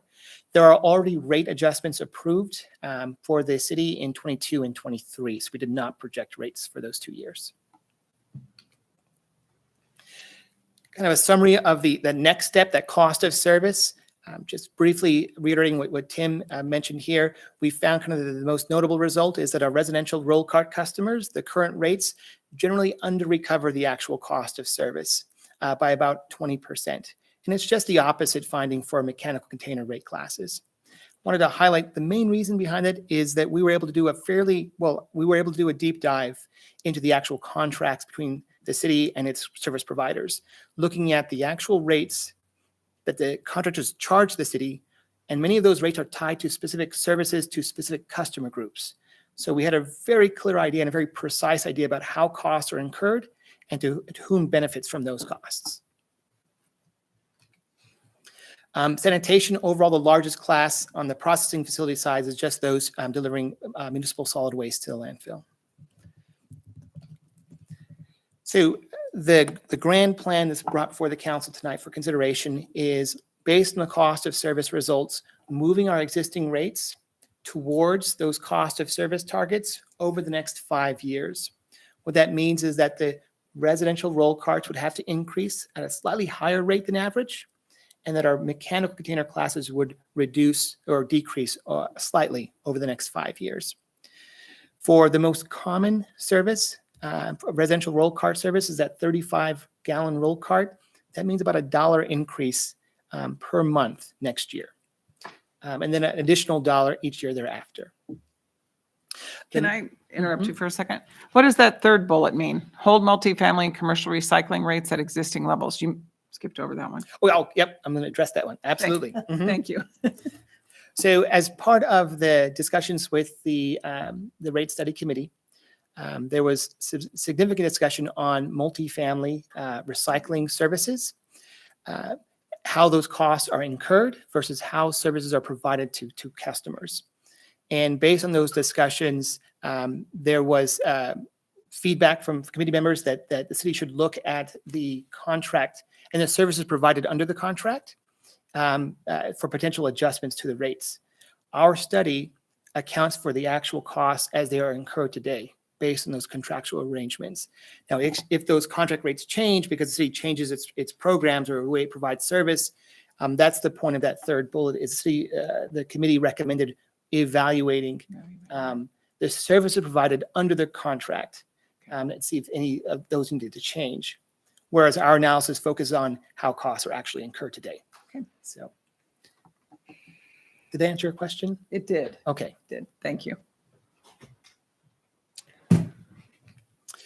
The next 3 slides are just the detail. If you want to see the actual rates, just summarizing that you'll notice the mechanical container rates are going to be going down each year by a bit every year. You'll see just the opposite for your residential roll carts going up by about 5% per year. And then the commercial recycling and the multifamily recycling rates remaining constant, subject to further review by the city. That concludes my presentation for the evening. I'm happy to answer any questions you may have, but I'll turn the time over to Tyler here. Yeah, and so to reiterate what Matt had mentioned, as they look at this, we're looking at actual costs of the city. And so I want to circle back to something that Gina had pointed out, is that we are recommending with this rate study that we freeze the multifamily recycling rates. The cost of service analysis of those rates indicated that there should be a cost increase to those customers. But what we found, especially as we worked through that item with our rate committee, is that we've got a discrepancy between what technically is available to our residents, especially our multifamily residents, and what's practically available to our multifamily residents. And we don't feel like we have the goal of the council when the program was established was for recycling to be able to be available for everybody. And at this point, we don't feel like it's readily available to the multifamily, and there's a very low utilization rate of recycling services among multifamily because of the practical application of it. With the initiation of the program, there were concerns about contamination in larger containers, especially in the multifamily setting, and contamination is really the thing that can sink or swim a recycling program. And we've had so much fluctuation in the recycling program in the interim. There's just been a lot of movement in that with the China sword policies that we saw come through that made it very difficult to kind of prognosticate what was going to happen in the recycling sector over that period of time. And so with that, that's something that we've proposed to be frozen. Another thing I would like to point out in this study is that we do not have additional capital accumulations in this utility proposed in this study. We have a healthy capital accumulation that was anticipated to achieve the goals that were set forth by the council in the last comprehensive plan that was established in 2018. A lot of those having to do with recycling. And since there was so much fluctuation in the recycling market, there wasn't a desire to move forward and make large capital expenditures in that area. But since we do have those capital accumulations, we're not proposing any additional capital accumulations. And we want to take a look at how we're starting to get a little bit more clarity in the recycling sector. We've had some domestic processing that has really started to come online. There's been more stability in our recyclable rates. And so we think that over the course of the next year or two, we can have a lot more clarity. And that at that point, we can make a good determination and bring to the council a proposal for what happens with those capital funds, whether that be, yeah, let's move forward with some of these previous plans, or, hey, we're probably not going to do that. And so let's get these rates down further, because that money is something we don't need to have that large of an accumulation. And so that's something that we'll be able to do. And so another thing that we'll propose through this process is when we had the vote of support from the rate committee, there was a conditional vote of support from one of the members who really appreciate the participation from Dan Schoenberg. Yeah, Dan's here with us tonight. Based on those concerns with some programmatic elements with the program, specifically the multifamily recycling, but some concerns about theft of service and some of the how some of those costs are allocated. And so as staff, what we would like to do is form a committee, form a working group to take a specific look at some of these items that we can take a look at, because they are more programmatic items. They aren't really related to the rate study directly. The rate study is based on our current contractual obligation, what we have to do to keep the utility running. But they are items that we think do merit attention. And so we'd like to form a work group where we bring in some different people from different sectors of the community that could have an opinion about this and work toward bringing some solutions back to the council on some of those items. And so that's something that we are proposing that we do in the wake of this rate study and work through that. But in light of that, that is why we are proposing freezing capital accumulation, additional capital accumulations, and any rate increases to that multifamily recycling sector. And so with that, we're happy to stand for any questions y'all might have. Questions? Ann? I have a few, but to start, is a mechanical container a dumpster? Yes. Okay, thank you. Mhm. It's like, it seems like a dumpster. So in essence, approving the rate study update is not setting fees or anything to that effect. It's just accepting the information you're presenting, right? With what will happen with the approval of the rate study is that when we come back through the budgeting process, that would be the rate that we would anticipate using. Now, as Tim mentioned earlier, we continually analyze that and take a look at it. For 3 years, the rate study indicated that we would have an increase, but we did not come back and request any increase because because the utility was in good shape financially, and there were other mitigating factors like the COVID-19 pandemic, where we were instructed by administration and by the mayor that they wanted to see us do everything we could to try and run the utility without those increases. So for 3 years, the sanitation utility saw no rate increase. And so this would be a guiding document. It would be, it's a financial tool to make sure that we don't fall behind. We've had some very poignant examples in recent times of utilities from entities around us that fell way behind on their rates. And then all of a sudden they're having to double and triple rates over a very short period of time. And that becomes very difficult for people. And that's why we really try and spread any sort of rate impact over a longer period of time. And so that's the real value in this. But each year with the budgeting process, we will be coming back through to the council with those proposed increases. And at that point, the council takes a look at it and decides if that's something they want to do or not. So you're not committing to these rate increases as prognosticated here tonight. So with the passage of this, you're not saying, yes, this is how much we're going to apply annually. That will still come back to the council through the budgeting process. And then any recommendations that came out of the working group could then be adopted throughout the process. That's right. And I would anticipate really what we would like to do is over the course of about 6 months to work up some good recommendations, vet those out, work through the different sectors that we have to, and follow up with the council as we work through those. Thank you. Great. Gina. I'm very soothed by the fact that you want to put together a smaller working group to look at the multifamily issue. That's ugly to me. And I'm having lived in multifamily until just recently, it's nice to know that there is some extra attention going to be there. I would hope that in the process, though, you would maybe consider looking at recycling as a whole, because it is kind of, it's something that we all like emotionally think is a good thing, and know that, you know, reusing some of our stuff is good. But I think that putting some hard science around it, and as much as you can, I recognize China's sword and all of that, but it's really difficult to make decisions about that with squishy, you know this, Tyler, I'm not telling you anything new. So as much as you can, let's get some solid numbers, and Tim's done a good job of trying to explain the chaos that is recycling globally, but we need more big data.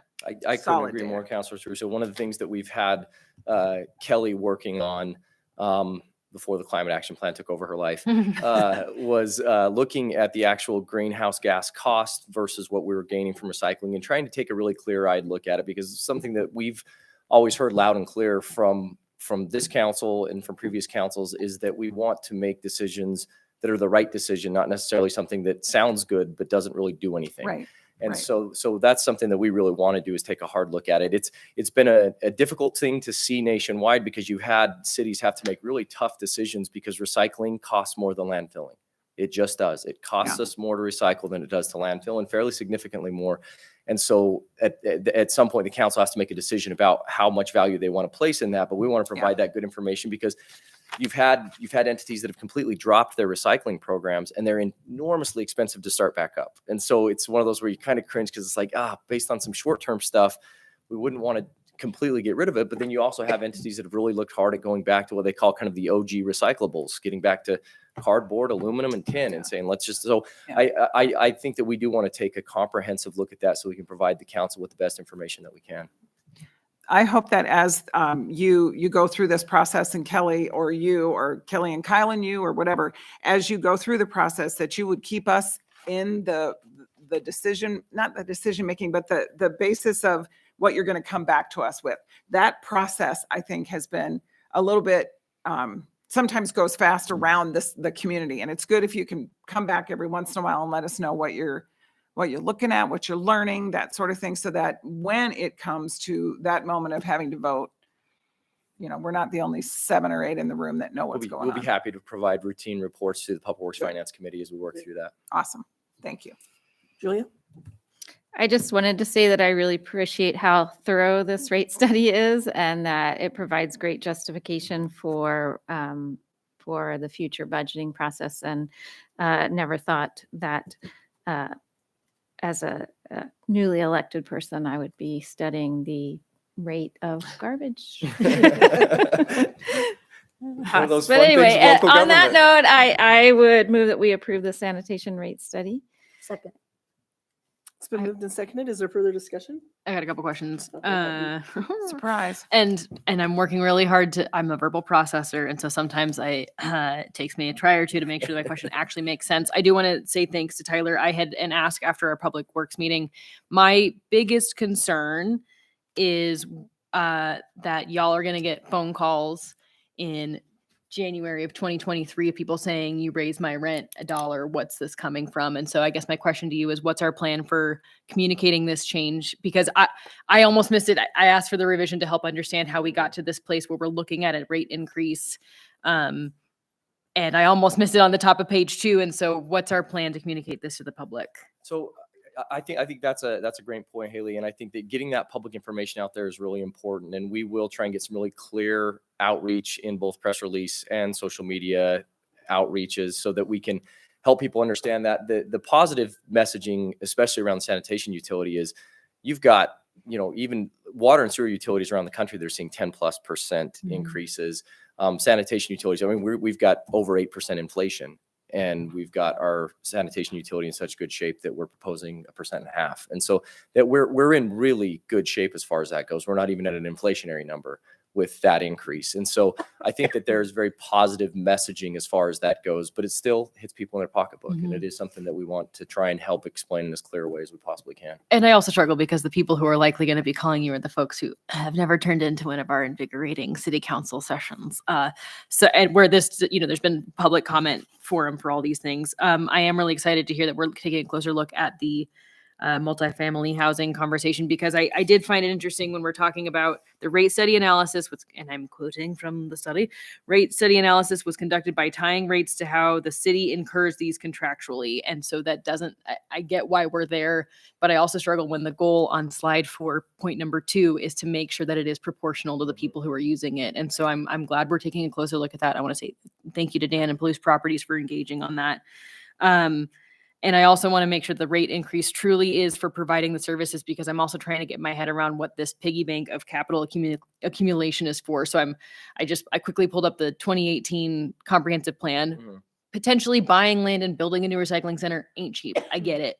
But I'm trying to understand what we anticipate needing, what's been set aside in capital accumulation, and making sure that a rate increase is needed to make sure the services provided are being met without and not impacted without also dipping into the piggy bank. Is that?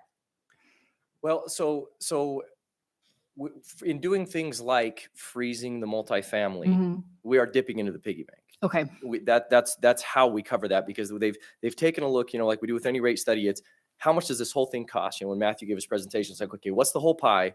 And then it's how do we divvy up the pie? Right. And so if any piece of the pie we say, okay, we're no longer going to assign that percentage of the pie to that where that cost is being incurred, then that shifts. It doesn't go away. It shifts within the pie. Fair. And so we are in a situation where we do have some reserves. We don't anticipate starting construction in FY23 on a new recycling center, for example. And so we do have some time and some room for that fluctuation to happen. And we think it's more critical that we solve some of these problems and then get that. And I think that it would be wise for us to have that time to let the dust continue to settle on recycling so that we can make some very clear-eyed decisions about what happens there. Yeah. You cannot sit down without me harping on communication. Sorry. I would like to highly suggest to you that you consider all sectors of our community and realize that I'm pointing at Victoria. Some of our seniors maybe aren't on social media or a website. Put something in the paper, please, or have an open house, something so that there is a chance for the non-internet generation, please. Yes, ma'am. Further discussion? Give me one more sec to make sure I got all my questions answered. My notes are in 3 different spots. Sorry, guys. I think I've got my questions answered at this time. Thank you. Right. Well, it's been moved by Julie and seconded by Maureen. Generally, we don't have public comment at this time for this. We have been allowing public comment on everything on the agenda for like a couple years now. I'll defer to Mr. It's up to the Belknap. mayor. It's the mayor's discretion whether to accept public comment on an agenda item of this nature. It's not a public hearing, but the mayor has historically accepted public comment. All right, then certainly.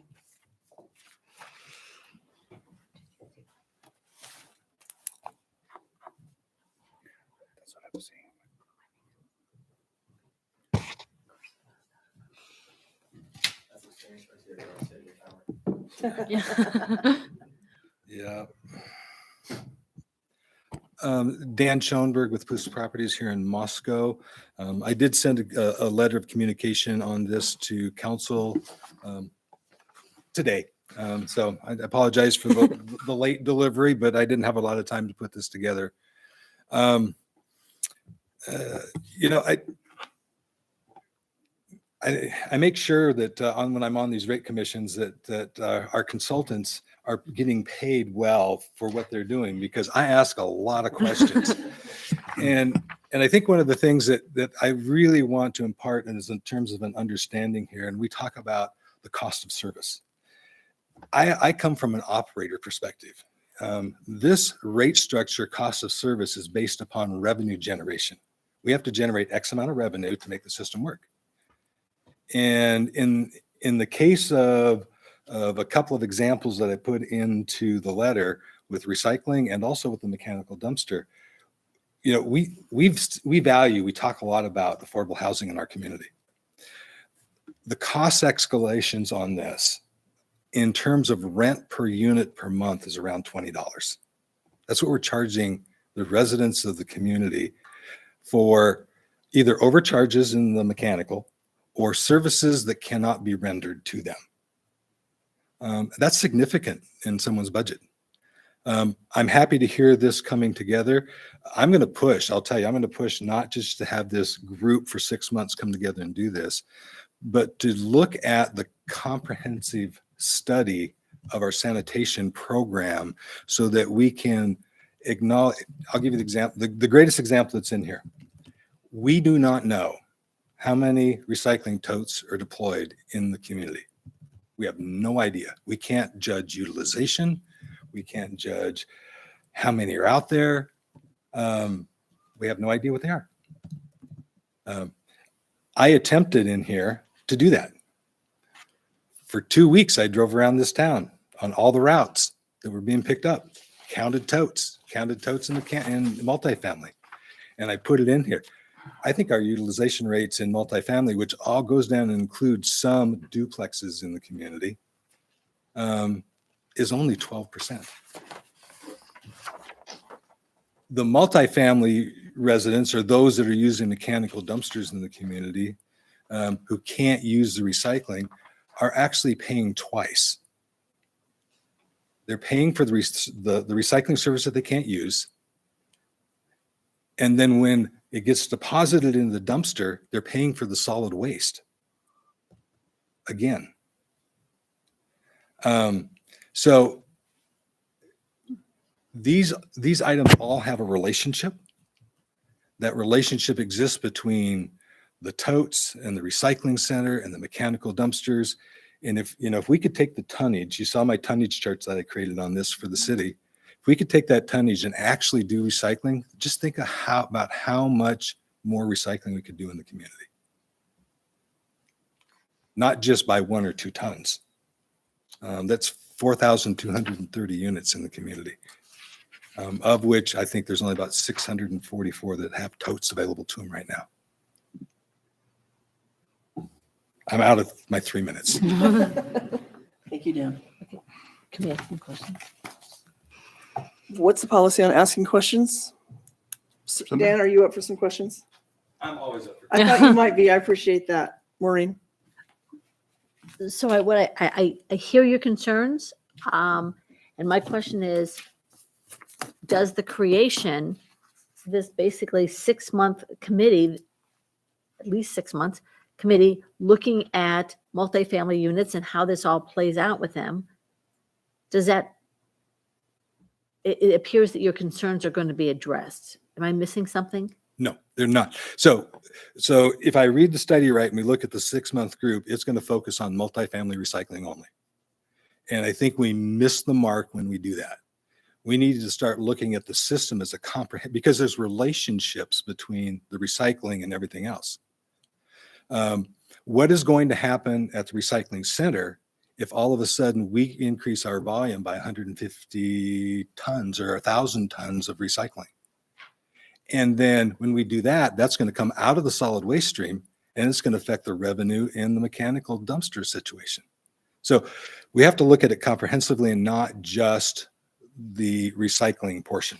But aren't you asking us to actually predict exactly what that is? I mean, it seems to me that there's fluidity in this process, and that if you have more recycling, because we figured out how to have multifamily units be able to use recycling, well, then we'll adjust the rates. I mean, if unless I'm missing something, it's the process is collecting more information, and with that more information, we will actually then be able to determine whether or not the calculations we made today are accurate. Am I missing something, Tyler? And Maureen, that's how we would anticipate it going. And just for clarification, I wouldn't anticipate the work group's scope being strictly limited to multifamily. I think it's like we're happy to have a broader discussion and look at this. Our comprehensive sanitation plan was established in 2018. And there have been a lot of changes since 2018. So if the work that comes out of this group indicates as we go through this and we look at this, we say, hey, you know, we may want to put some money in the budget and do a comp plan update based on current conditions that we're seeing. We've got some conditions that have changed. We may want to update the comp plan. I don't know that that's the direction that it goes, but we really just want to, as you said, Maureen, gather that information and just kind of see where that takes us and see where And that respond lands. to it. And respond accordingly. Okay, Yeah. thank you. Julia? I just want to note that the recycling center and recycling is available to anyone. Curbside recycling is not available to everyone. So there is recycling available to everybody. And, you know, for the first, 40 years of my life, that's how I recycled. So What I will share It is though is available. at the town and gown meeting with U of I directly asked us for some help to figure out what we needed to do on campus because they do have students. There's a great student interest to have better accessibility to recycling on campus because the toting of, and same boat. Which I actually, sometimes it was my Sunday pilgrimage. Like I don't mind the crashing of the glass as it's thrown into, it's great. But there has been, it's not just from the multifamily housing. I think I'm interested to have a bigger conversation. And what I would ask if we have this rate, I guess, service conversation, if we could include, I know ASUI is kind of there's some moving parts there, but I'd love to include UI in that conversation as they have kind of a unique set of stakeholders in addition to who Dan sees at Palouse Properties.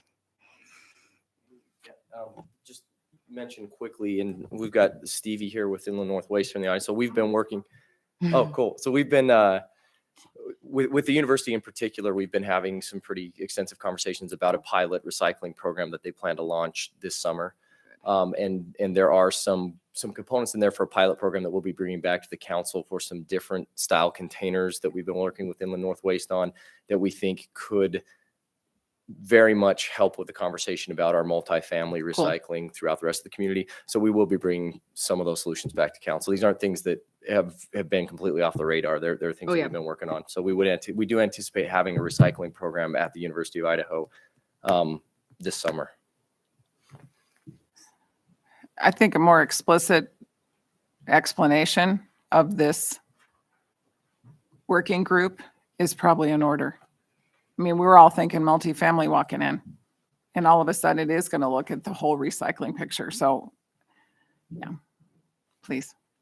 Well, I had a whole thing written of what I was going to say, Could you but give us this your name? conversation Tell us has who you been- are. Oh, We need it for the Stevie record. Steely Johnson, 1450 Mill Road. Thanks. Anyways, now I don't want to say a lot of what I wrote because I think that we're having really good conversation. So I'm going to kind of go through it and segue a little bit too. So first, Madam Mayor, Council, I want to thank you for the opportunity to continue servicing the Moscow community.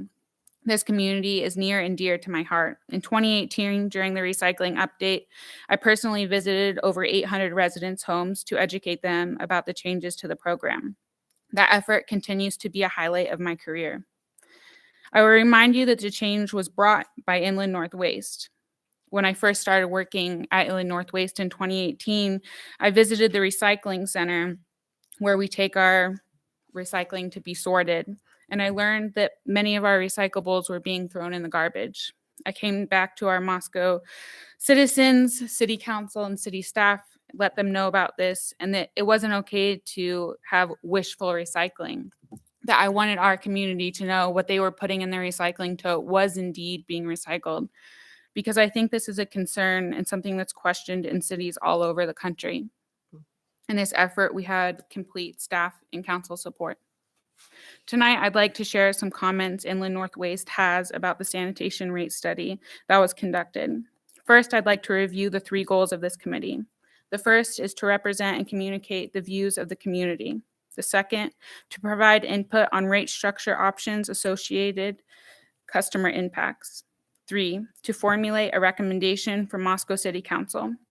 We don't believe the study took into account all of the information necessary or available to forecast these kinds of decisions, such as the $30,000 loss Moscow Recycling and Inland North Waste experiences on a monthly basis for recycling services. The future processing facility that continues to be talked about, but no forward movement happens. It is our opinion that this doesn't move forward because the city doesn't have incentive. This is because the rate is so heavily subsidized by Inland North Waste and multifamily units. Furthermore, in the committee report, question 7 is asking about the utilization of recycling by multifamily units in Moscow. The city responded saying they do not have the information, but said, I quote, "Staff is committed to extract these cart numbers and participation levels, but it will be a manual and time-consuming effort that likely will not be completed prior to the conclusion of the rate study." The problem here is that first, Inland North Waste has never been asked to provide this information, which is information that needs to be talked about. We believe there is inequity in available service to these residents who pay into the system. Secondly, for a rate study to be conducted and concluded without information from such a significant portion of the ratepayer, for perspective, the ratepayers consist of approximately 5,500 residential units and 4,300 family units, not including commercial. Only about 12% of the multifamily units have available use of recycling service. Also, based on questions 9 and 10 and the city's responses, it leaves the impression that the city is locked into these contracts with Inland North Waste with no room for renegotiation. On our end, this is far from the truth. We have tried a number of ways to make the recycling program both feasible and accessible for many years. City staff has been clear that we cannot renegotiate recycling rates. They insist we must first breach our whole contract and resubmit a bid.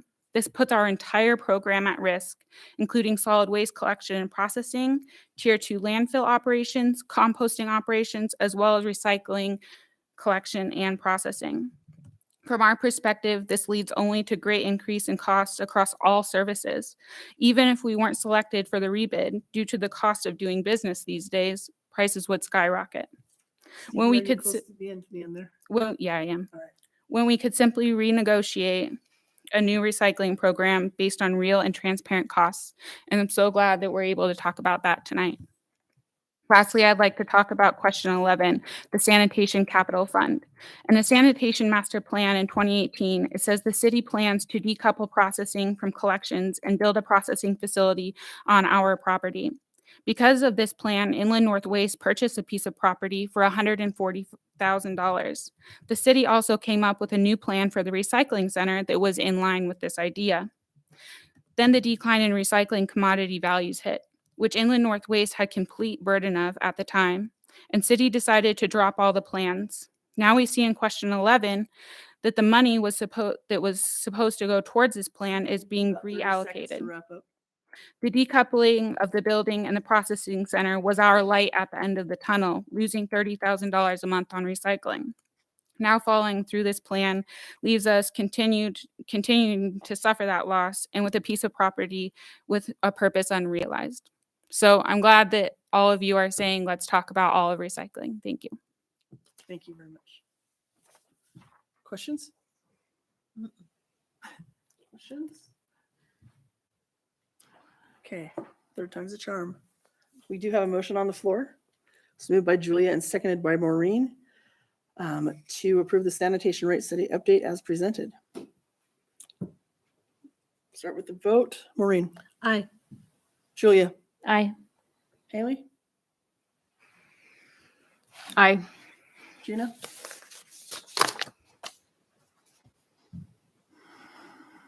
No. Ann,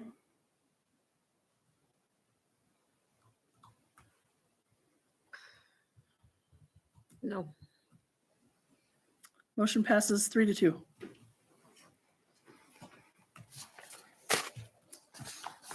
Next up, we have Bird Rides License Agreement for Shared Mobility. Cody Riddle.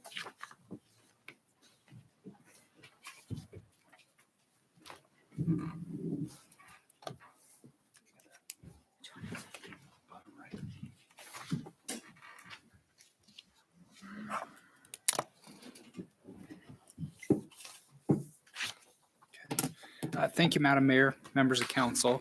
Included in your packet this evening was a proposed one-year license agreement between the city and Bird Rides. That agreement would allow the deployment of a maximum of 200 shared mobility devices, in this case, scooters. The actual deployment or the number of devices is actually intended to be phased. I believe if he's still with us this evening, there is a representative of Bird Rides with us via Zoom that could speak a little more about that phased deployment of the devices.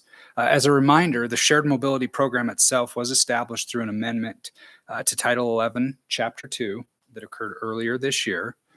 The ordinance at that time, as adopted, it did include a dismount zone where these electric assist devices are prohibited from operating on the sidewalks.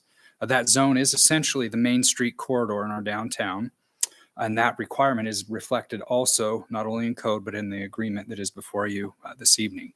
It's actually with GPS technology, those shared mobility devices simply won't operate on the sidewalks in this area. Can I ask you a question about that? Sure. Because I was unsure about that, because on the Pathways Commission, we got a question about whether or not you had to just get off and then walk them. And I couldn't recall if they just stopped operating. They just turn off, don't they? They go really, essence? really, really, really slow. Okay. Madam Mayor, council members of all, they geofence the area. They use technology to map it, and they actually.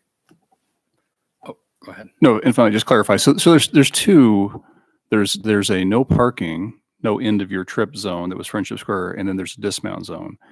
The dismount zone is just our enforcement, our signage, our code that states that no e-assist devices will be ridden on the sidewalks, but they won't. And when we had this debate with Bird in the past about the ability to geofence sidewalks versus roadways, and they could not geofence it to that level of precision.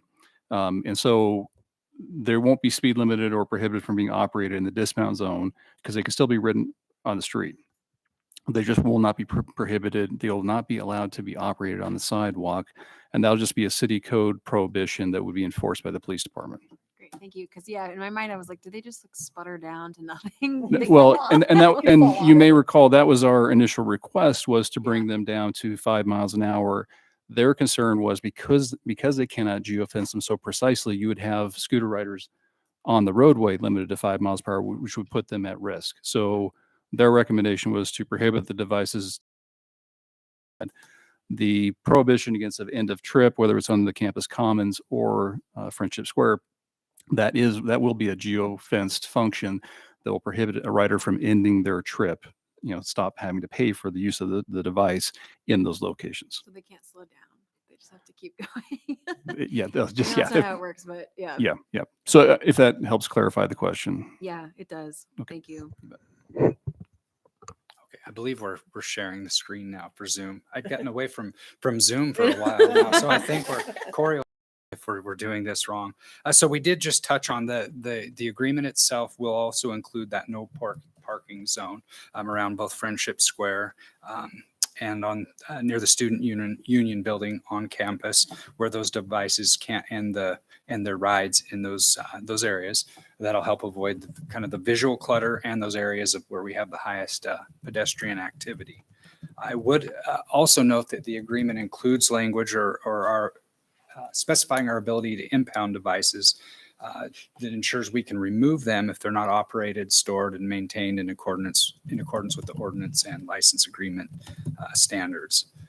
I think that summarizes the agreement that was included in your packet this evening. It's important to remember that it is just a one-year agreement. So if it does prove challenging or problematic, we can certainly revisit things and make changes as needed. The Public Works Finance Committee did recommend approval of this agreement back on May 9th. And then finally, as I noted previously, I believe there is a representative of Bird Rides online this evening that has a few comments and can certainly answer some specific questions should you have them. Mr. Belknap. And I just would like to add to the record, we did receive some emails that seemed to have a concern or imply that the city was paying for these devices to be operated in the city, and that's not the case. The vendor would actually be paying a license fee to the city to be able to operate them in the community. If it was 200 devices in total, that would be about $22,500 per year that they'd be paying the city for the right to operate within the city. And that's intended to cover our cost in administration, enforcement, and monitoring the program. So, you were talking about this kind of a phased-in deployment up to 200. How many are we starting with, and how is that? How do we visualize that? Is it based by usage or what? Madam Mayor, Councilmember Laughlin, that's probably best for Michael, who's with us this evening, that can speak to that. Hello, Michael.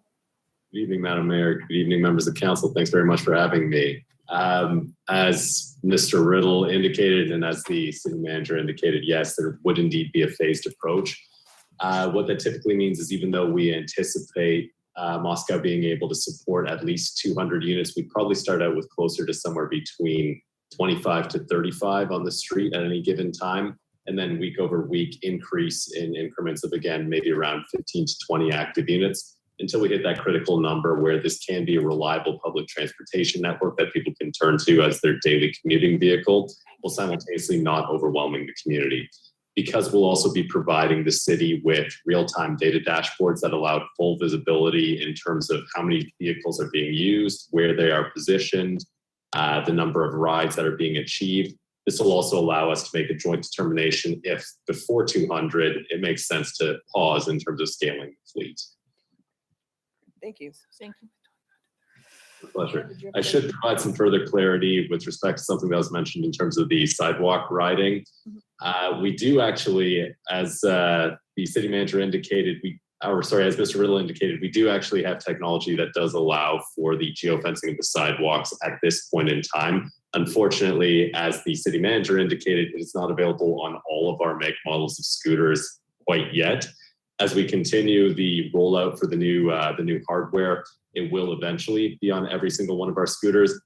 All I can simply say is that for 2022, I cannot necessarily guarantee that we will have it available, but by 2023, I certainly believe it will be the case. Thank you. Follow up? Yeah, maybe I'm mistaken, but let's say someone's riding down to Friendship Square and they want to go into the bookstore at New St. Andrews or something, right? So my question is, where do you can't put the bike on the sidewalk and you can't store it there on the sidewalk. Where does that bike go? So the scooter would likely be parked in the furnishing zone of the sidewalk. So you think there's an area of the sidewalk, there's the pedestrian walkway, and then there's an area where the tree wells are, benches and bike racks. So we would be encouraging those devices to be parked in that street furnishing zone so they're not obstructing the pedestrian way. Thank you. That answers my question. And it feels like we've been having the discussion so long. I want to make sure I'm getting the details right. So when the speed limit is not posted, is there just an understood speed limit in certain parts of town? Like, is it 15 everywhere? We speed cap the scooters at 15 miles per hour regardless, unless there is a need to reduce them within a particular zone. Great. So, yeah. And then is the contract makes it so that Bird is the exclusive scooter vendor in Moscow, correct or no? Okay. Madam Mayor, no. is that it? For now? I felt like we had another one there. No questions? Julia. This has become a hot topic in Moscow, and I have heard lots of comments. And so I just wanted to address some of that. change is hard, and we have lots of new devices now that people can use for transportation.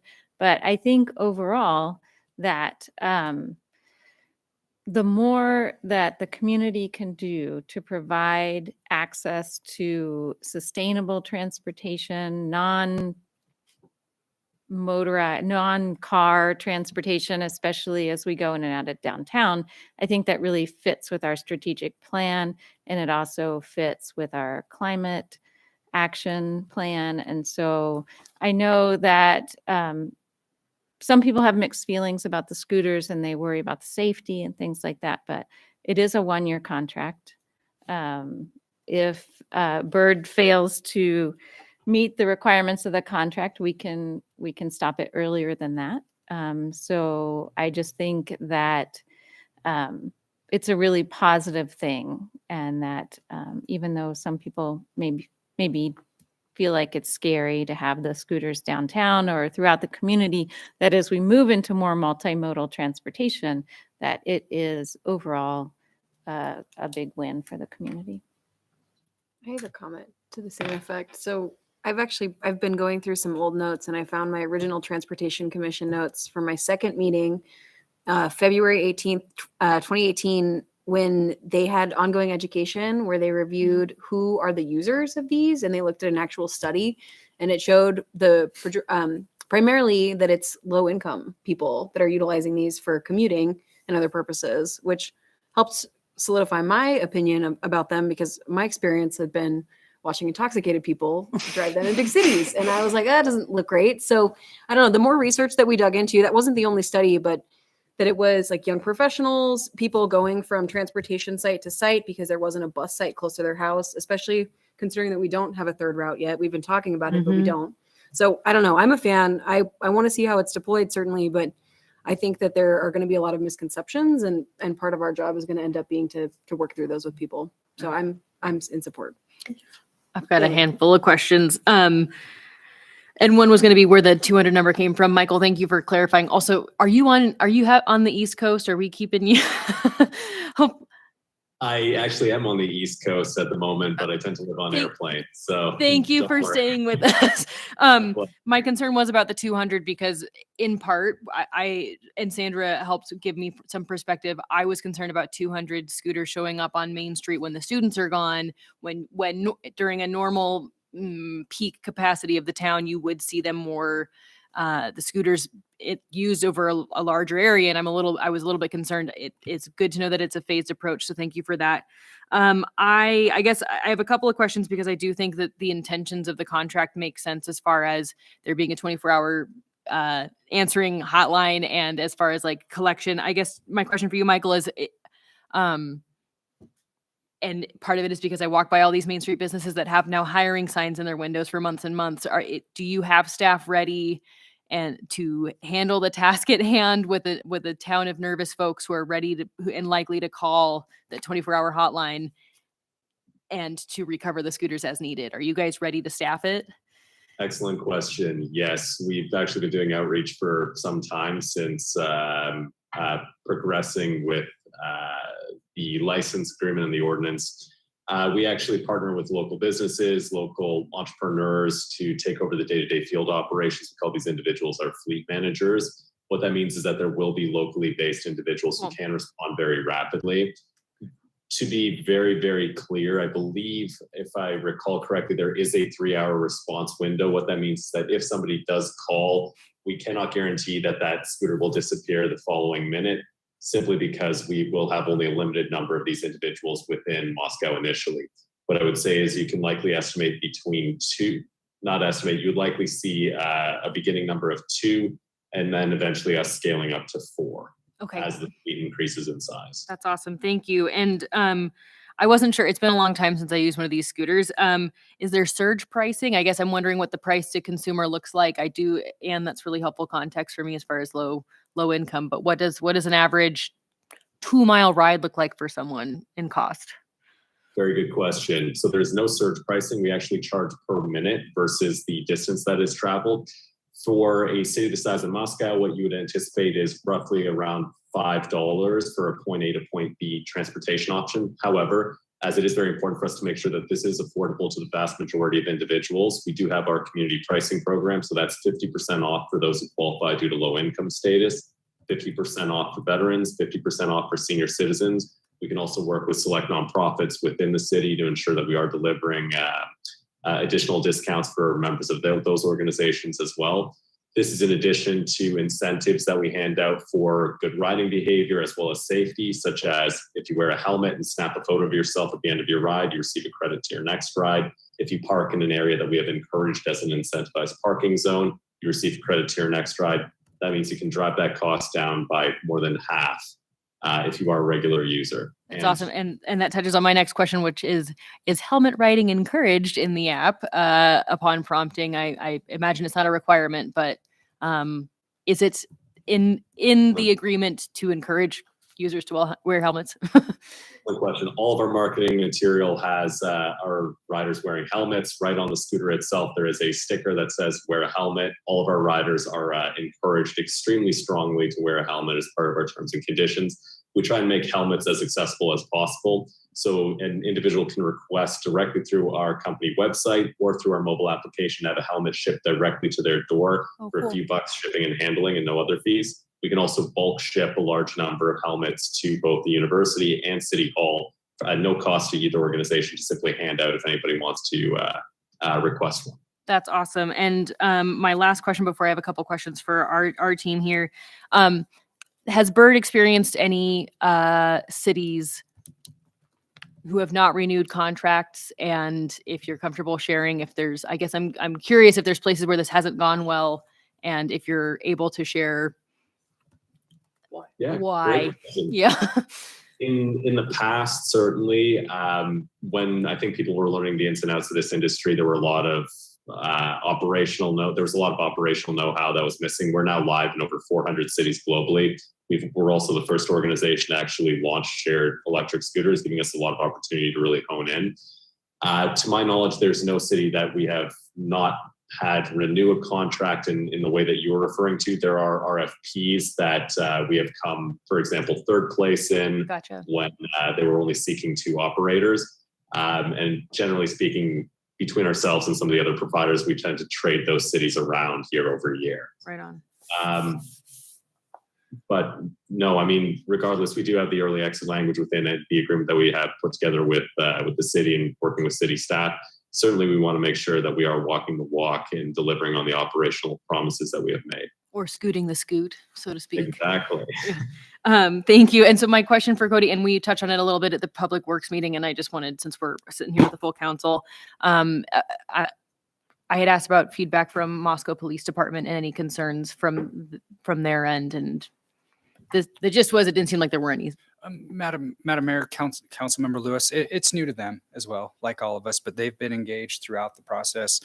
We went back through after the committee meeting the other day and talked through some of their concerns, and they've been tracking all along and are ready to go. But certainly after that year, if we need to reevaluate, we can. Excellent. And my last ask, and with some context, so I tabled at the Farmers Market Commission with the Farmers Market Commission on Saturday, and I had this epiphany where I was realizing, oh man, we're going to have a communication hurdle in front of us, as far as, on when we have the entertainment district in use, when we've got the farmers market going, when I can't imagine you're going to have too many folks trying to rip through there with a scooter. But I guess my question is, what's our plan of communication to the city? I saw some of the signage getting mocked up. I am nervous that people aren't going to know to park them by the tree buffers and by the benches. And so what's our communication and actual tangible signage going to look like?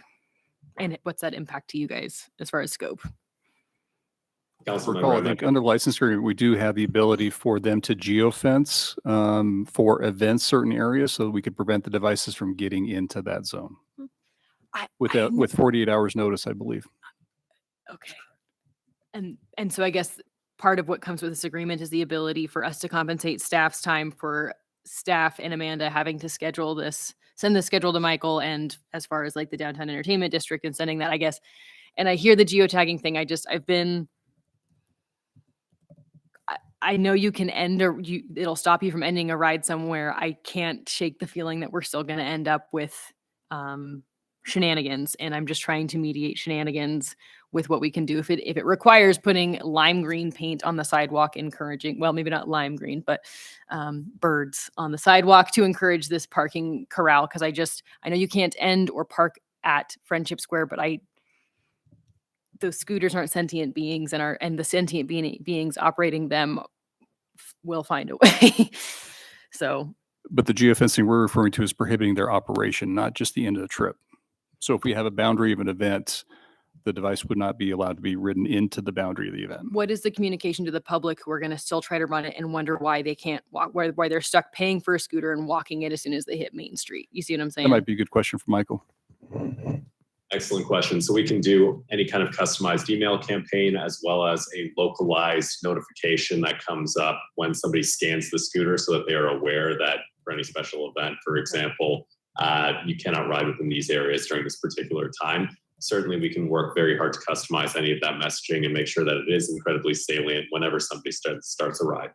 Further, all of our geofencing is shown within the map functionality of the mobile application. So there is never any ambiguity in terms of where you can and cannot go. That's helpful, because I recently it must have been a competitor then in Spokane, and I was wondering why I was paying $1 a minute to have to very aggressively push a scooter through Riverfront Park Square because it just wouldn't run. So that's helpful. If it sounds like it's as much about us informing the public about ride and no ride zones as much as us informing the users through partnership with Birds. So I think that was the last of my questions. Thank you. Maureen, you had a question? I think that there's just going to be a learning curve, no matter what. It's going to be a learning curve, and I'm okay with that. So at this point, I move to approve the license agreement with Bird Rides. Second. It's been moved and seconded. Is there further discussion? I actually have some discussion I want to ask first before we move along. I just want to give others a chance to, first of all. And I really appreciate you saying we've gone through this so many times. I want to be sure where we're at. That's exactly where I am too. So I just wanted to follow up. Just was a couple things. I think it cleared my mind up about farmers market. It also includes the entertainment times when our district is in force, right? With the geo. So it's any special event, we provide notice to Bird at least 48 hours before the event. They are contractually obligated to geofence those areas. Thank you. And the other thing, I guess this isn't so much a question. I just really wanted to put my feelings out there. I'm with Julia, but sort of on the other side of the fence in terms of I'm grateful that it's a one-year contract, and I hope it works. Michael, I really appreciate you being here with us for this. I know it's no small thing for you. I am really concerned about what this does for our disabled folks who are already struggling to get down the street. I am worried about our families who are pushing kids in strollers, who have little kids that are learning to walk, and sidewalks and everything are taken over. I mean, it's already happening now without the influx of more. And I worry about just our everyday senior citizens and all citizens walking around. I think we're already seeing a problem with scooters and soon to be hovercraft and other issues. I agree that we do need to move and be sustainable, and this is a good starting point to do it. But I really think we need, as a city, to come up with a good plan to keep everyone safe, because I really feel like we're putting a lot of people at a disadvantage coming downtown. I know people are already hesitant to come downtown because of bicycles on the sidewalks, and to add this in, I hate to see people that love our downtown feel unsafe to go downtown because of so many things on the sidewalks. And it's already happening. So I'm glad it's a year contract. I hope we can work out bugs and make it worthwhile, because I do love the potential of it. I like the vision of it, but the reality I fear is not good. And I am worried for our citizens who are not scooter people or bicyclists who are already feeling pushed off our sidewalks. Any further discussion? I just had a comment to piggyback on yours. Michael, you mentioned that the future versions of the scooters will have the ability to geofence the sidewalks. Is that, I want you to treat, go ahead. We do have that capability within some of the make models of our scooters right now. Because there is a hardware limitation, it means that it's not across the entirety of our fleet. As we update our fleet, we can certainly ensure that we provide that technology to Moscow, if not immediately, then certainly next year. Okay. I like that optimism, and that for me helps mitigate a degree of what Sandra is mentioning as far as her concerns about. I mean, I have trouble on the sidewalk sometimes. You know, when there's a tree that's caused some terrain changes, it makes me stumble. So good. Put Moscow at the top of the list on that, if you would. Absolutely. I will say ensuring that we create an environment that is safe, not only for our riders, but for all members of the community is incredibly important to us.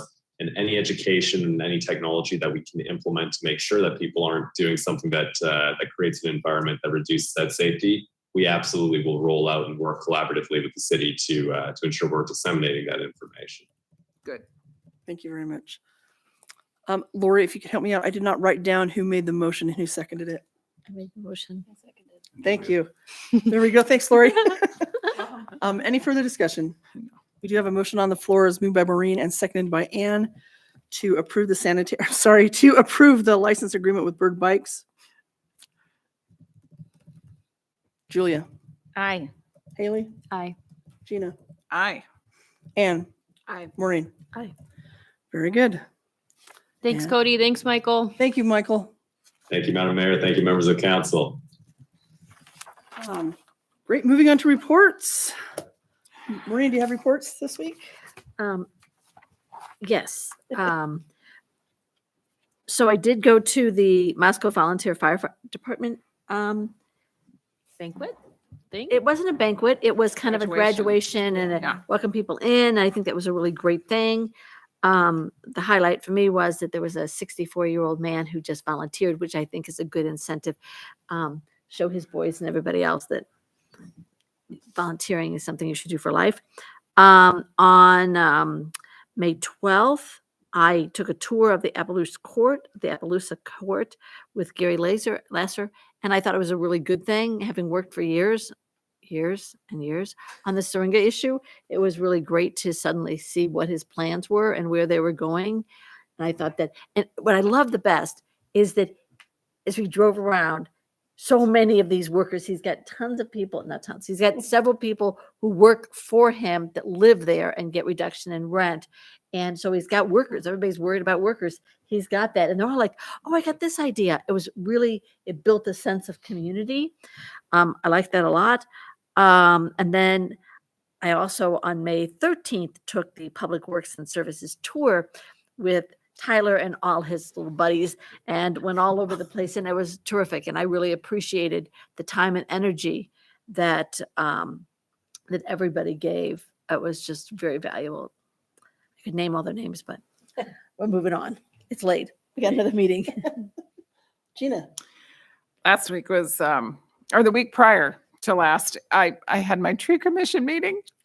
It was awesome.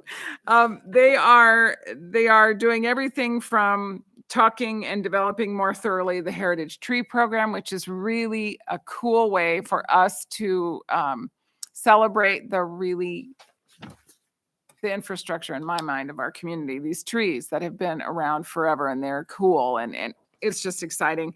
And citizens can actually apply for a tree that they think should be a heritage tree, or they can nominate a tree. I don't know if you walk up to the tree and ask it if it's interested. I'm not really sure. I would do that, but maybe that's just me. They're also, and I'm showing you a draft. It has draft written on every single page. Remember Harvest Park, the edible landscaping? They have developed the beginning draft of their management plan. You guys, this is real. And oh my gosh, this is why I love this group. So that'll be coming to us. There's little bits and pieces. There were a couple spelling errors that a couple of them caught.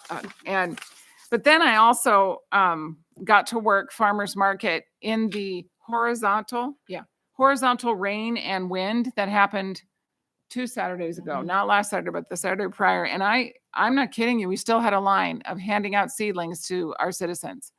It was very cool.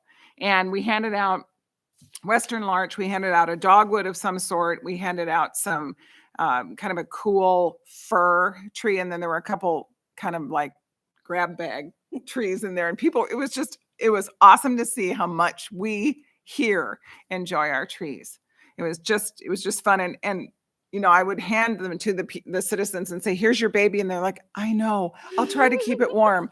I love these moments. So, and then I went on vacation, and I thank you, Madam Mayor, for covering for me for Public Works. But other than that, I have nothing more to share.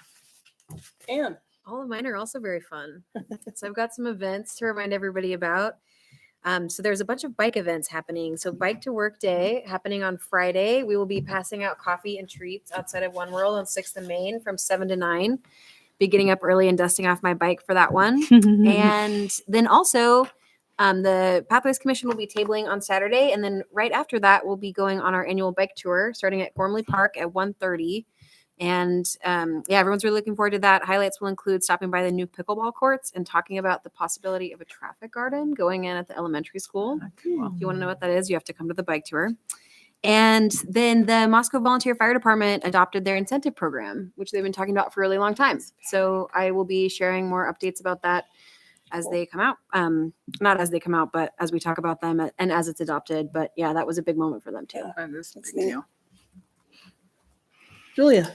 Well, fair and affordable housing was canceled this month, so we didn't get to go to that. I did Public Works, which is the place to be, and the Administrative Committee on Monday, and enjoyed watching Moscow High School District Championship in Lewiston. Go Bears! Go Bears. Haley. I think I just have two updates. Farmers Market Commission met on May 3rd and celebrated, or actually, I'm sorry, that was still in anticipation of the first farmers market of the year on the 7th. That team is hard at work. I didn't realize they have a newsletter. The farmers market has a newsletter and they profile their vendors. So I got a demerit because I hadn't yet subscribed to the newsletter, but I highly encourage everyone to sign up. I think it's quarterly. Maybe it's monthly. And the only other update I have is I attended the monthly breakfast that we do with city, county, university, and our other public officials, which is always a blast. The food is really great now that it was Bob's when I was there. I liked Bob's food just fine. What is it called now? The Joe's Eatery. The eatery. Yes. So it was delightful, and May has been great. That's all I got. Maureen? Okay, so I made a mistake and I forgot the Arts Commission. So it's just sitting right here next to me. And I thought, okay, we forgot it. Okay, so anyways, Arts Commission as ever has tons of stuff going on. And they were a little concerned about how doing Art Walk every month was going to happen. But actually, if you look at it, it's really increased the number of hosting locations and the people who are provide their art. The two big ones are the fact that on May 19th, there'll be an art walk this week.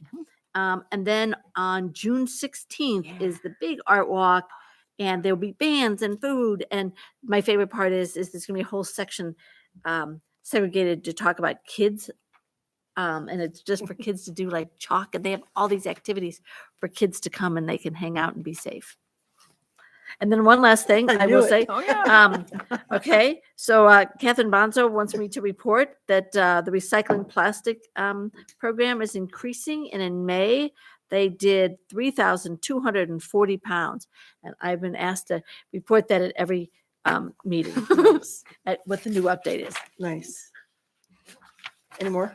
No, I'm done. Okay. Seriously, I think that Okay. two's enough for me. I'm happy to say that the 1912 meeting was canceled, so I did not have that. And all my commission meetings are this week, so I have nothing to report today. Planning at zoning? Nothing at planning and zoning? Sandra? Nothing new, no. Okay, good. Nope. And yes, thank you, Haley, for letting me cover for you, since I inadvertently realized I did not know we had an administration meeting. I went to Public Works and went, yay, we're done, and promptly went to the library. And Haley covered for me, so I appreciate that. Potato, So tomato. We got each other's backs. I It's wanted to great. be I love it. transparent in my slothfulness. So- We've noticed that. We've noticed that. Thank you. Anything, Mr. Belknap, from your end? No reports from staff this evening. Very good.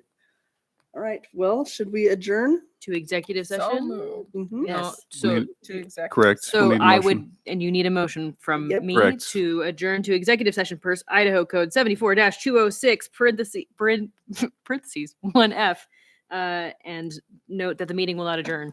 Second. Not reconvene. Not what, that's when, not Not adjourn. reconvene. And there was a second? Yes. Very good. All in favor? Aye. No, You have that to must be do a a roll roll call call. vote Oh, for that's executive right. session. That's right. please. Haley, Aye. Gina, Aye. Maureen, Aye. Ann, Aye. Julia. Aye. Great. Okay. Thank Boom, you we're everyone done. for coming out. We appreciate it. Thank you.